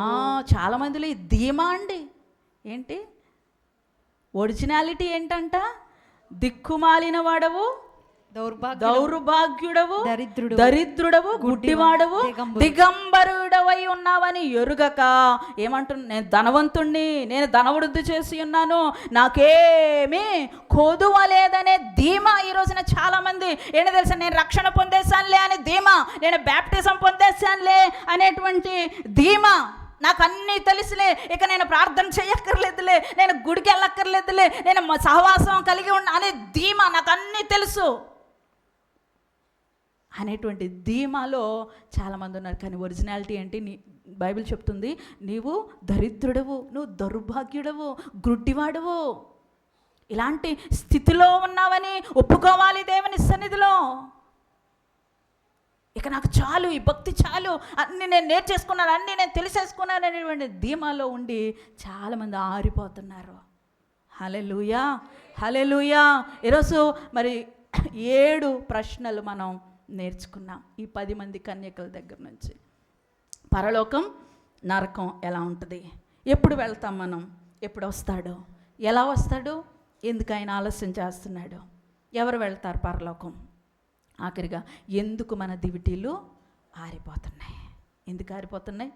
ఈ ఒక్కటి మాత్రం గుర్తుపెట్టుకోండి ప్రియ సంఘం. ఎందుకు ఆరిపోతున్నావు, ఎందుకు నువ్వు పద్దాక పడిపోతున్నావు అని అంటే, నిలువెచ్చని స్థితి, సోమరితనము, ఇంకేంటి, శరీరానుసారమైనటువంటి మనసు, భూ సంబంధమైన విశ్వాసం. కాబట్టి వీటి చేత నువ్వు పద్దాక ఆరిపోతున్నావు. దయచేసి ప్రియ దేవుని బిడ్డలారా, మోకరించగలిగిన వారు మోకరించండి, లేకపోతే లేచి నిలబడండి. దేవుని సన్నిధిలో ఒక్క క్షణము మనల్ని మనము దేవుని ముందర పరుచుకొని, దేవుని సన్నిధిలో ఒప్పుకొని మనల్ని సబ్మిట్ చేసుకుందాము. దేవుని రాకడ కొరకు నువ్వు సిద్ధపాటు లేకపోతే ఒక్క క్షణంలో మనము దేవుని సన్నిధిని సమీపించి దేవుని సన్నిధిలో అవును తండ్రి, నిజమే, నేను ప్రతిసారి ఆరిపోతున్నాను, పడిపోతున్నాను, నులివెచ్చని స్థితి నేను కలిగి ఉన్నాను. భూ సంబంధమైనటువంటి విషయాల గురించే నేను ఆలోచిస్తున్నాను. శరీరానుసారమైన మనస్సు నేను కలిగి ఉన్నాను. బుద్ధిహీనంగా తెలివి తక్కువనిగా నేను ఉంటున్నాను. సోమరితనం నన్ను రాజ్యం వెళ్తూ ఉంది. ఒక్కసారి దేవుని సన్నిధిలో మనసు విప్పి దేవుని సన్నిధిలో ఒప్పుకోండి.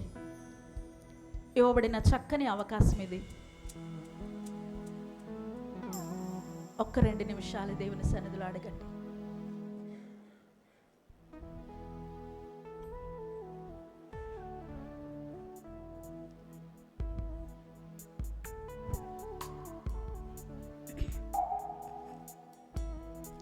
ఒక్కసారి అడగండి. నా దేవా, నా తండ్రి, కనికరించవా,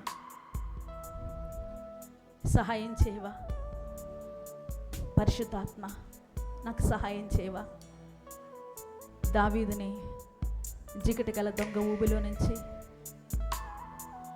మరణకరమైన ఊబిలో నుంచి పైకి లేవనెత్తారు కదా, బండ మీద నిలిపారు కదా, అడుగులను స్థిరపరిచారు కదా. ప్రభువా, జ్ఞాపకం చేసుకోవా. నీ రాజ్యం నాకు కావాలయ్యా, నీతో ఉండే భాగ్యం నాకు కావాలయ్యా. ఈ లోకమంతా సంపాదించుకొని నా ప్రాణాన్ని నేను పోగొట్టుకుంటే ఏం ప్రయోజనం ప్రభువా? నాకు నువ్వు కావాలయ్యా, నీ రాజ్యంలో చోటు కావాలయ్యా, నీ ప్రక్కన కూర్చునే ధన్యత నాకు కావాలయ్యా. ఆ కోట్ల మంది దేవదూతల మధ్యలో, మనుషుల మధ్యలో, పరిశుద్ధుల మధ్యలో నేను కూడా ఉండి నిన్ను స్తుతించాలయ్యా, నిన్ను ఆరాధించాలయ్యా. అయ్యా, నన్ను సరిచేయ్యా, నన్ను క్రమపరిచయ్యా. చాలాసార్లు పడిపోతున్నానయ్యా, చాలాసార్లు జారిపోతున్నానయ్యా. ఎంతో నిష్టగా ఉండాలనుకుంటున్నాను కానీ పడిపోతున్నానయ్యా. ఒప్పుకో దేవుని సన్నిధిలో, దేవుని సహాయం నీకు అందుతుంది. Thank you father.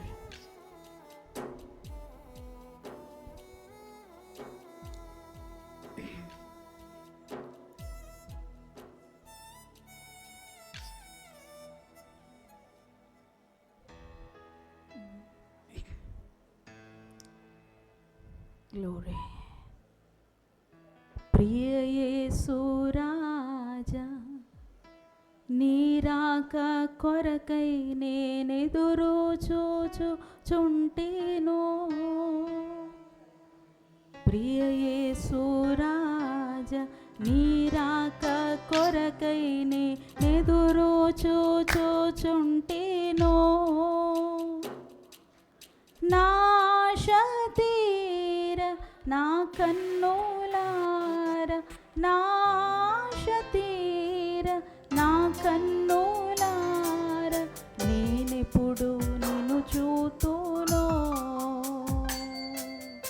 నేనెప్పుడు నిన్ను చూతునో. ప్రియ యేసు రాజా, నీ రాక కొరకై నేనెదురు చూచుచుంటేనో. అడుగుదామా? ప్రియ యేసు రాజా, నీ రాక కొరకై నేనెదురు చూచుచుంటేనో. నా ఆశ తీర నా కన్నులార, నేనెప్పుడు నిన్ను చూతునో. నా ఆశ తీర నా కన్నులార, నేనెప్పుడు నిన్ను చూతునో. మేఘములపై బూరాధ్వనితో పిలిచే ఆ దినము ఎప్పుడొచ్చునో. మేఘములపై బూరాధ్వనితో పిలిచే ఆ దినము ఎప్పుడొచ్చునో. ధరణిలో నా యాత్ర ముగించి నే పరమ పురి చేరే దినమెప్పుడో. ధరణిలో నా యాత్ర ముగించి నే పరమ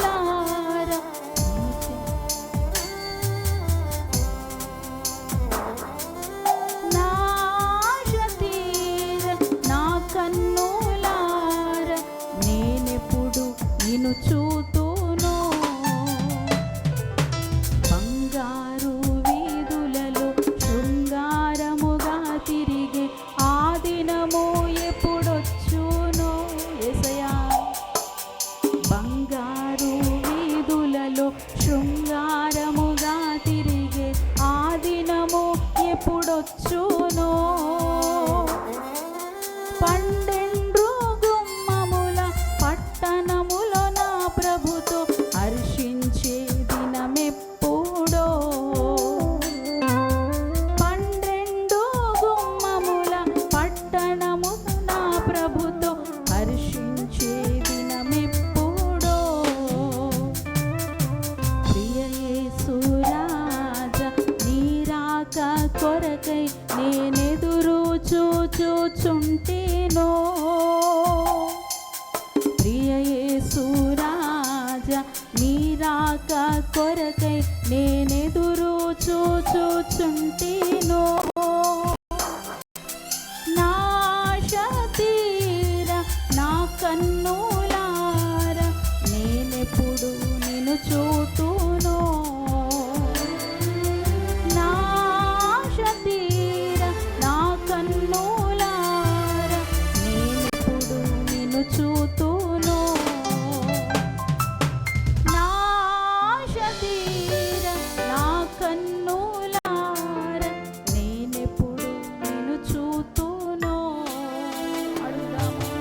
నా ఆశ తీర నా కన్నులార నేనెప్పుడు నిన్ను చూతునో.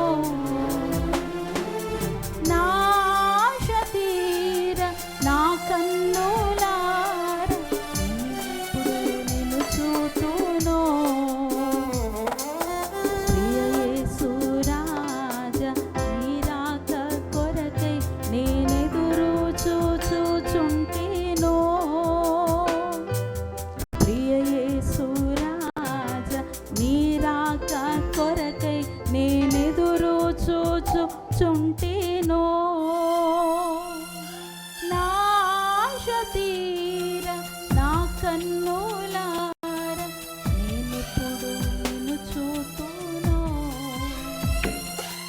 నా ఆశ తీర నా కన్నులార నేనెప్పుడు నిన్ను చూతునో.